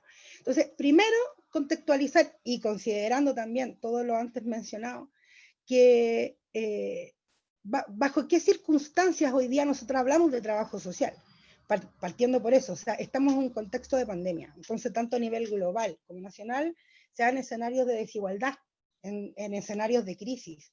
El brote del COVID o el brote de la pandemia pone en vista todas las problemáticas sociales que van de la mano con el COVID. Es decir, el COVID no es solo una problemática de salud, sino que viene la violencia de género, el hacinamiento, el desempleo, el estrés, salud mental, vienen todas las problemáticas que van desde la mano con la pandemia. Entonces nosotros tenemos que primero contextualizarnos desde ahí, poder comprender que la contingencia hoy día en pandemia no es solamente un contexto desde un ámbito de salud pública, sino que es un ámbito social que convoca y que conlleva en la vinculación de todas las problemáticas en sí.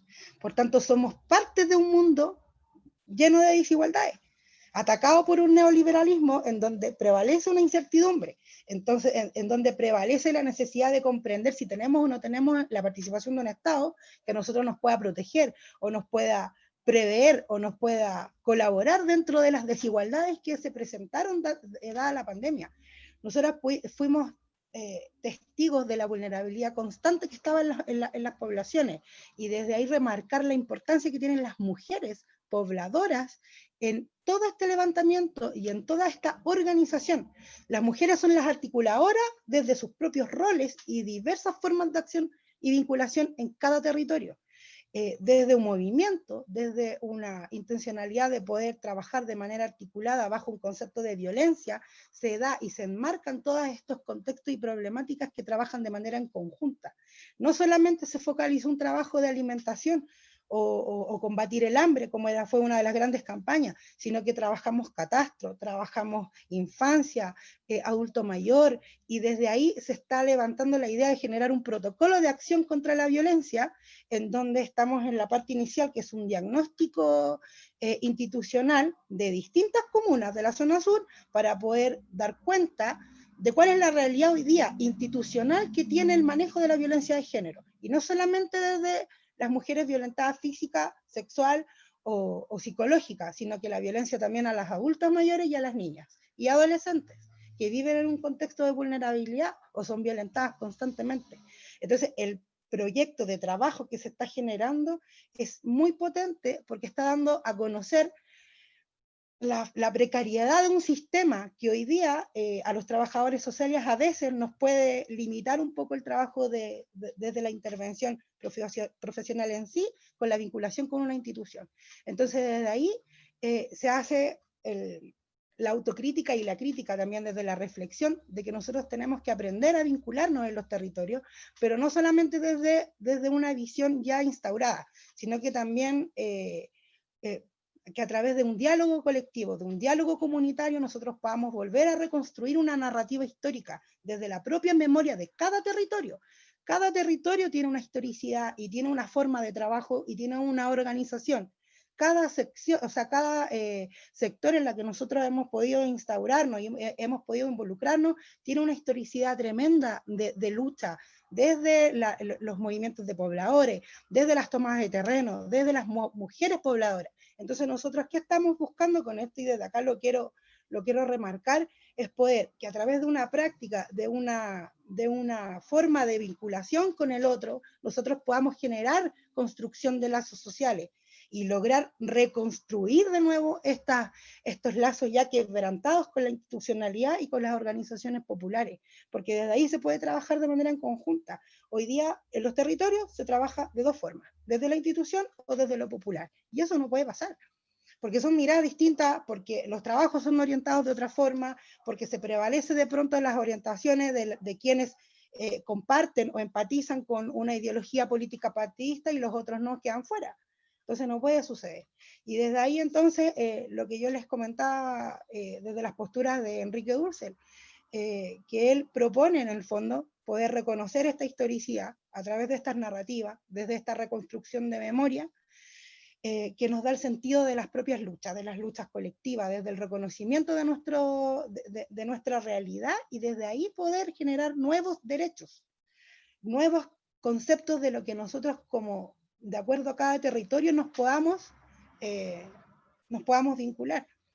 Entonces es más que nada proponer, desmarcarnos un poco de lo ya establecido y tratar de situarnos y de vincularnos con los otros desde, primero, la observación, desde la integración de cómo son las propias organizaciones populares y en sus propios territorios.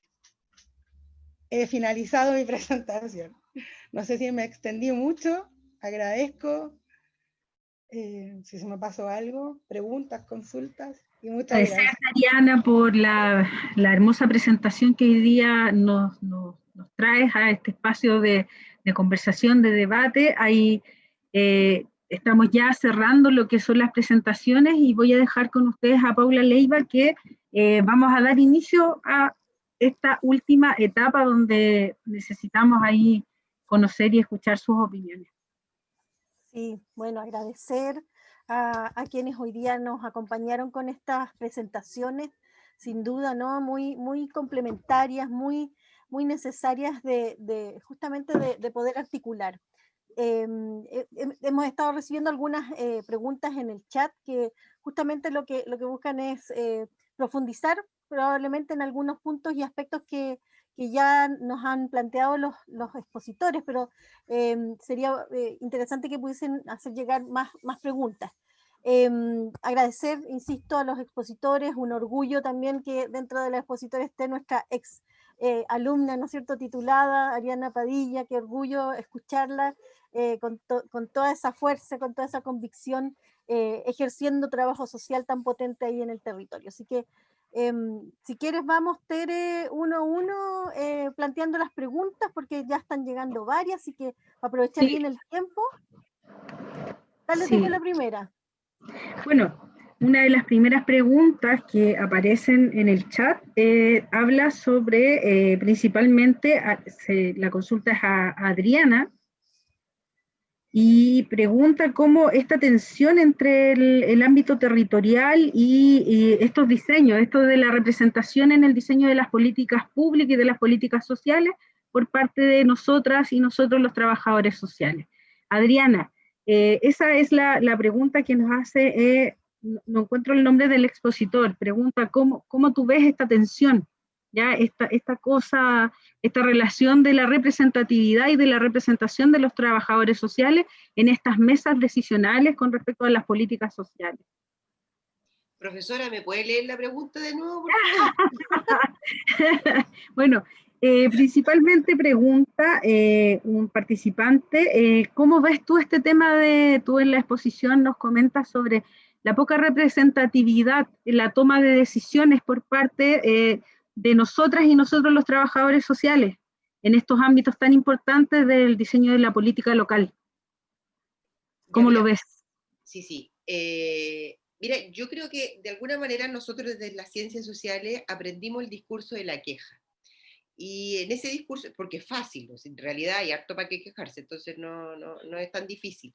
Y yo creo que eso, si uno lo analiza con una perspectiva más teórica, eso tiene una respuesta con la descentralización.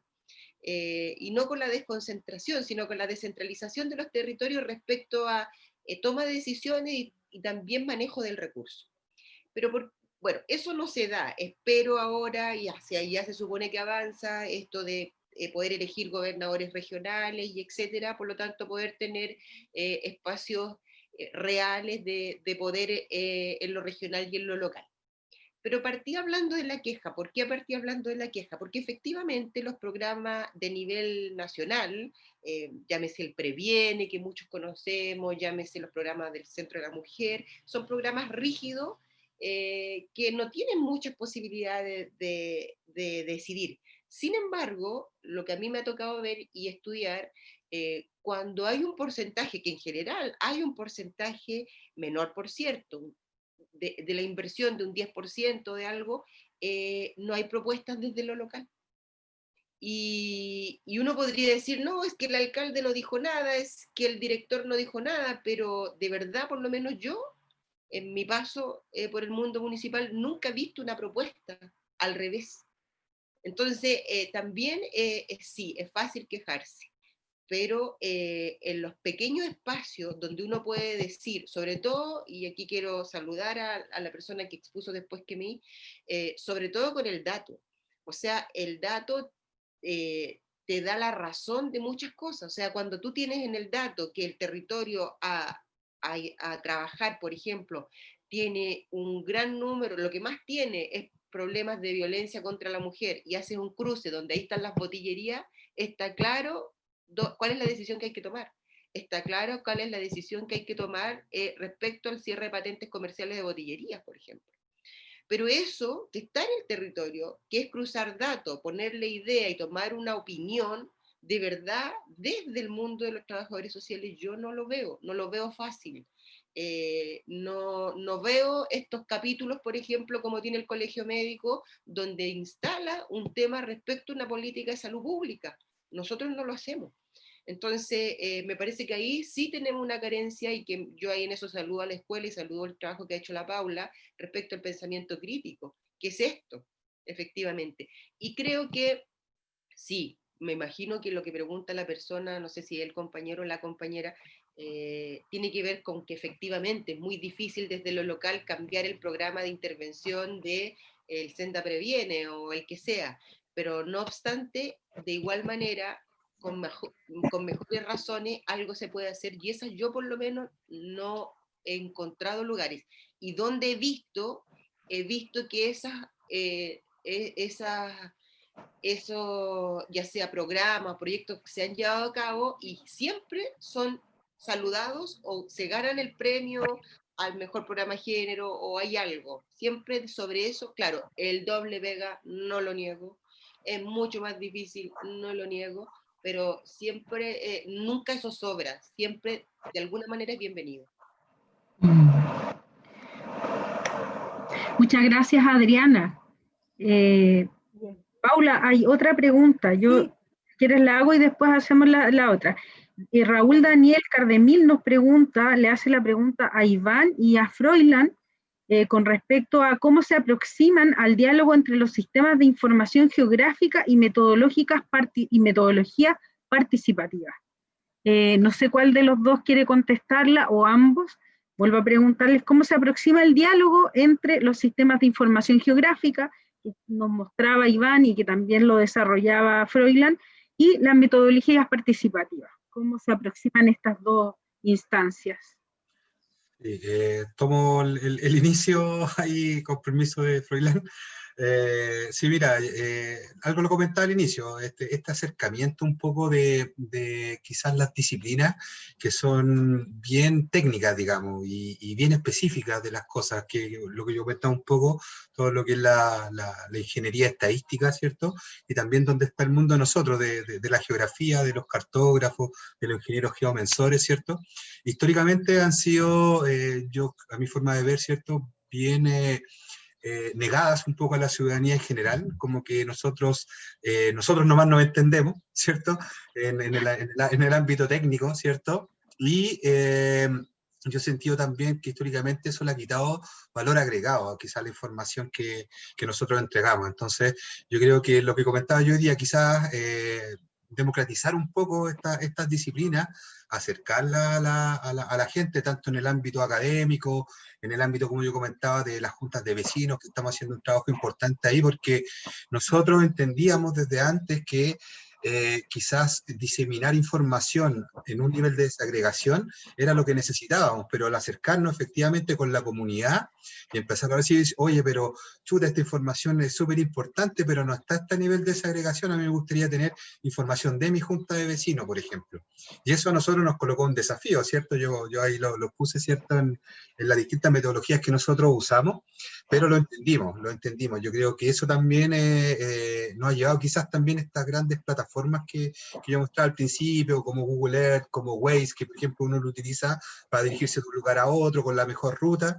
También todo ese tipo de innovaciones más desde el mundo globalizado han llevado también a que la ciudadanía también se vaya acercando y los dos mundos se vayan acercando quizá en una forma más natural.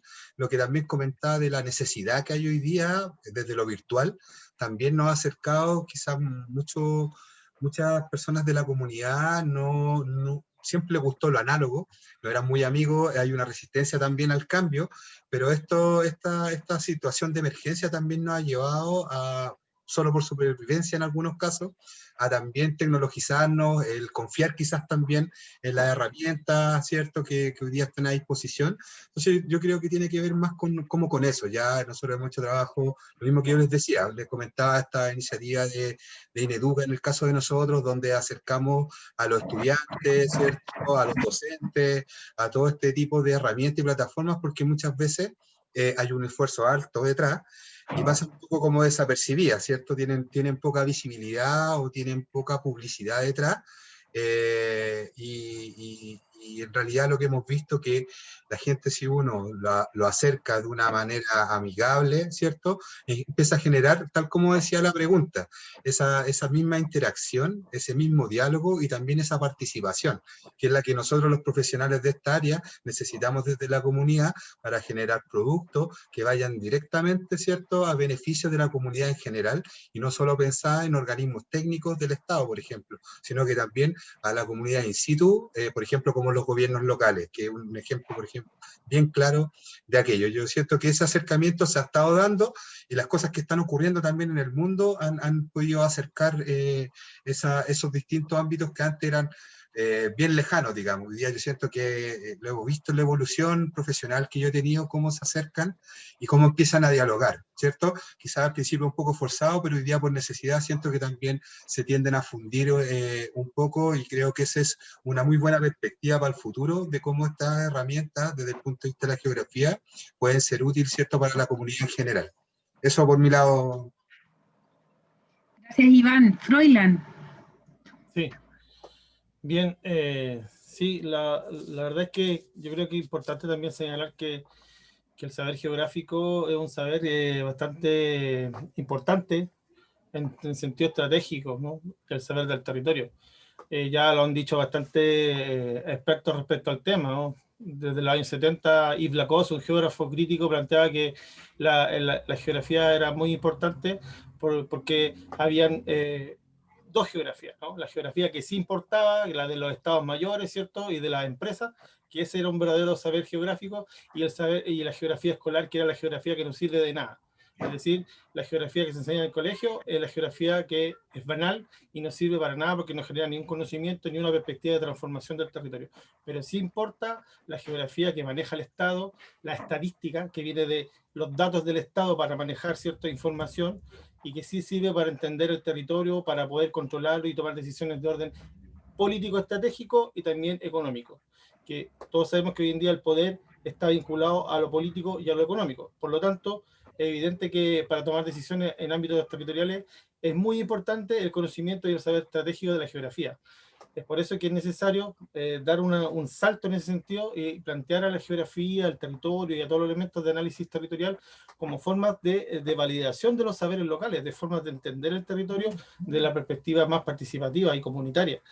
Entonces, en ese sentido, yo creo que hay siempre diálogo entre lo que es los tres espacios que hablaba Henry Lefebvre, ¿no? El espacio representado, que es el espacio que representa el Estado, ¿no?, y el que crea, ¿cierto?, esas divisiones político-administrativas para controlar el territorio. El espacio vivido, que es el espacio de los pobladores, de las comunidades locales, que de alguna manera es el espacio que está en la subjetividad y la intersubjetividad de la comunidad, que también es posible de representar, ¿cierto?, a través de metodologías participativas.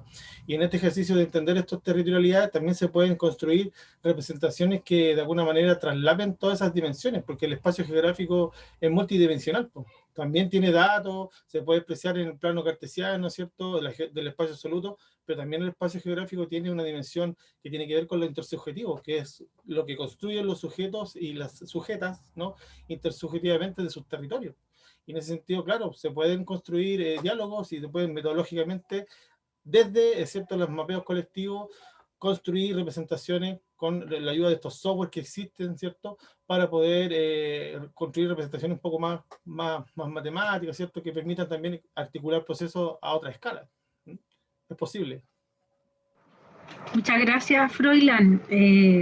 Paula, Gracias. ¿le das con Sí. la última pregunta? Sí, no, interesante lo que han planteado tanto Iván como Froilán, ¿no? Porque además implica la necesaria mirada integral de los distintos fenómenos sociales, ¿no? Y cómo se hace cada vez más necesario abordarlos desde una interdisciplinariedad. O sea, qué importante sería que los equipos en los municipios, por ejemplo, estuviesen constituidos por profesionales de diversas áreas, ¿no? Que permitan leer esa realidad desde las distintas perspectivas. Creo que es fundamental lo que ustedes han planteado. Hay una pregunta que también nos plantea acá Raúl Carremil, nuestro estudiante ahí de Viña, a quien saludamos, dice, para Adriana o para Ariadna, dice, ¿hay posibles puntos de encuentro entre los autodiagnósticos que piden muchos funcionarios municipales frente a lo que ocurre en secciones con los nacientes ensamblajes organizacionales en los territorios?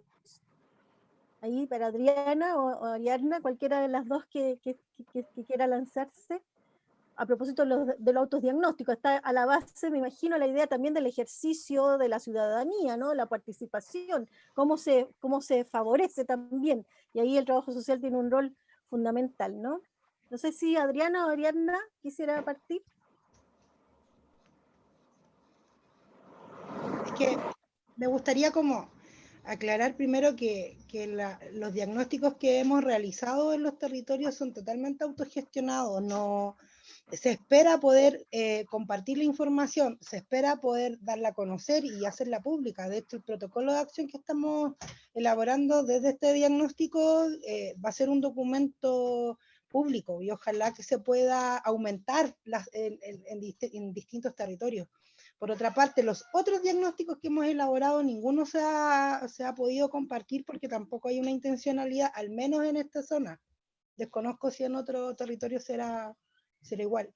Pero, por ejemplo, yo trabajé en un diagnóstico de vivienda y varias oportunidades lo traté de presentar en el municipio, sobre todo en los departamentos de vivienda y en la EJI municipal, y no hay interés.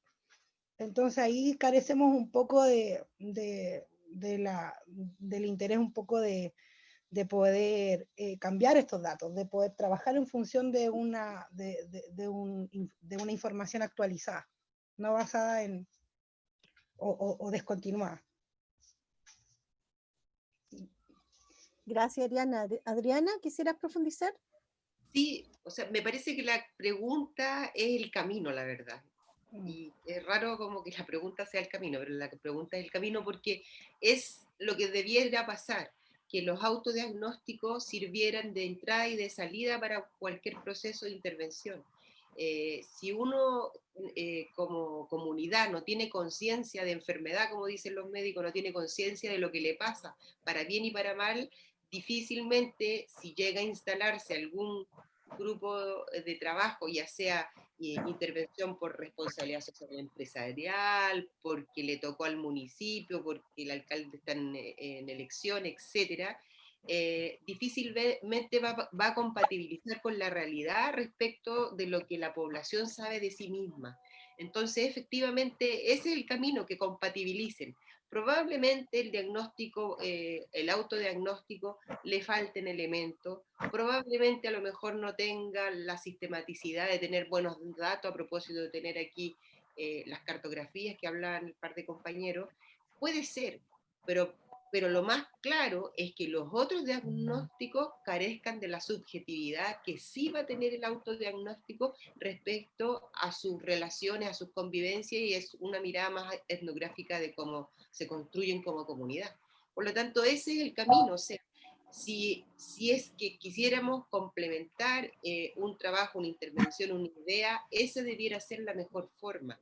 Ni el uno ni el otro puede andar tan solo de la mano.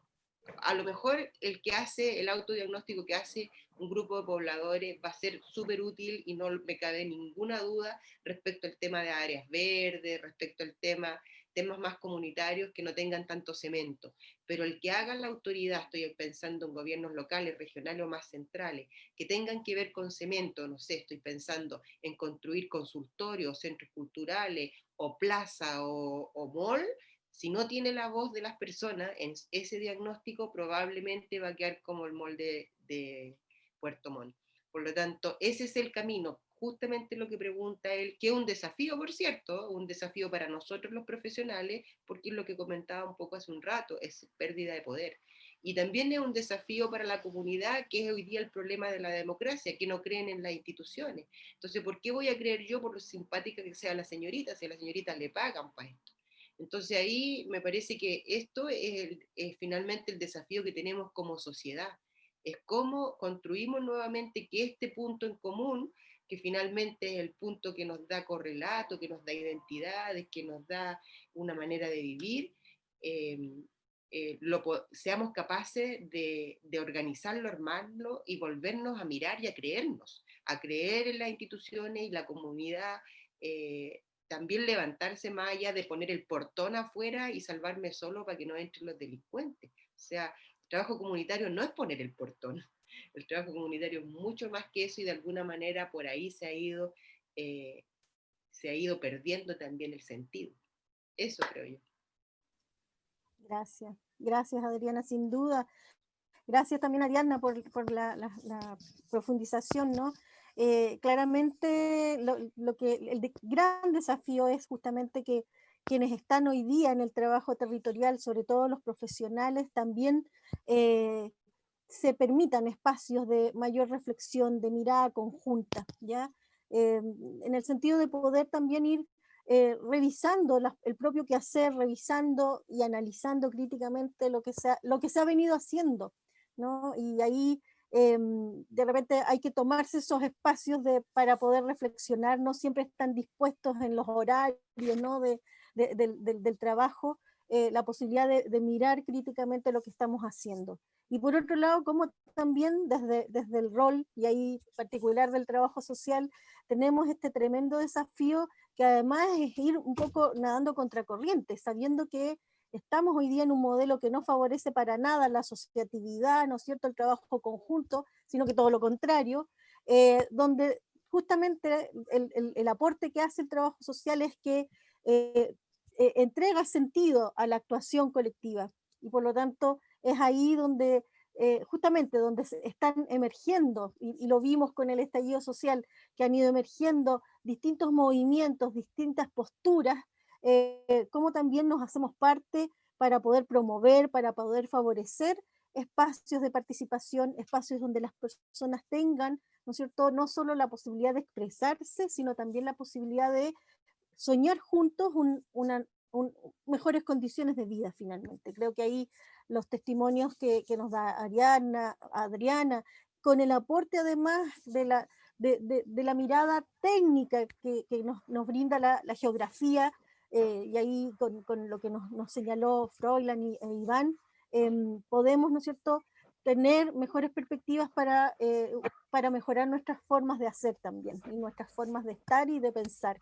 Así que nada, yo agradezco esta posibilidad a Teresa Lascano, directora de carrera, por liderar esta iniciativa de hoy, de poder articular un tema que a rato se ve como tan lejano, pero que vemos, ¿no es cierto?, que hoy día más que nunca es necesario de trabajar de manera conjunta. Así que gracias a quienes participaron, gracias a nuestros estudiantes también que se mantuvieron atentos y que hicieron preguntas, que eso me encanta, así que por mi parte me voy y me quedo muy, muy contenta y satisfecha. Tere.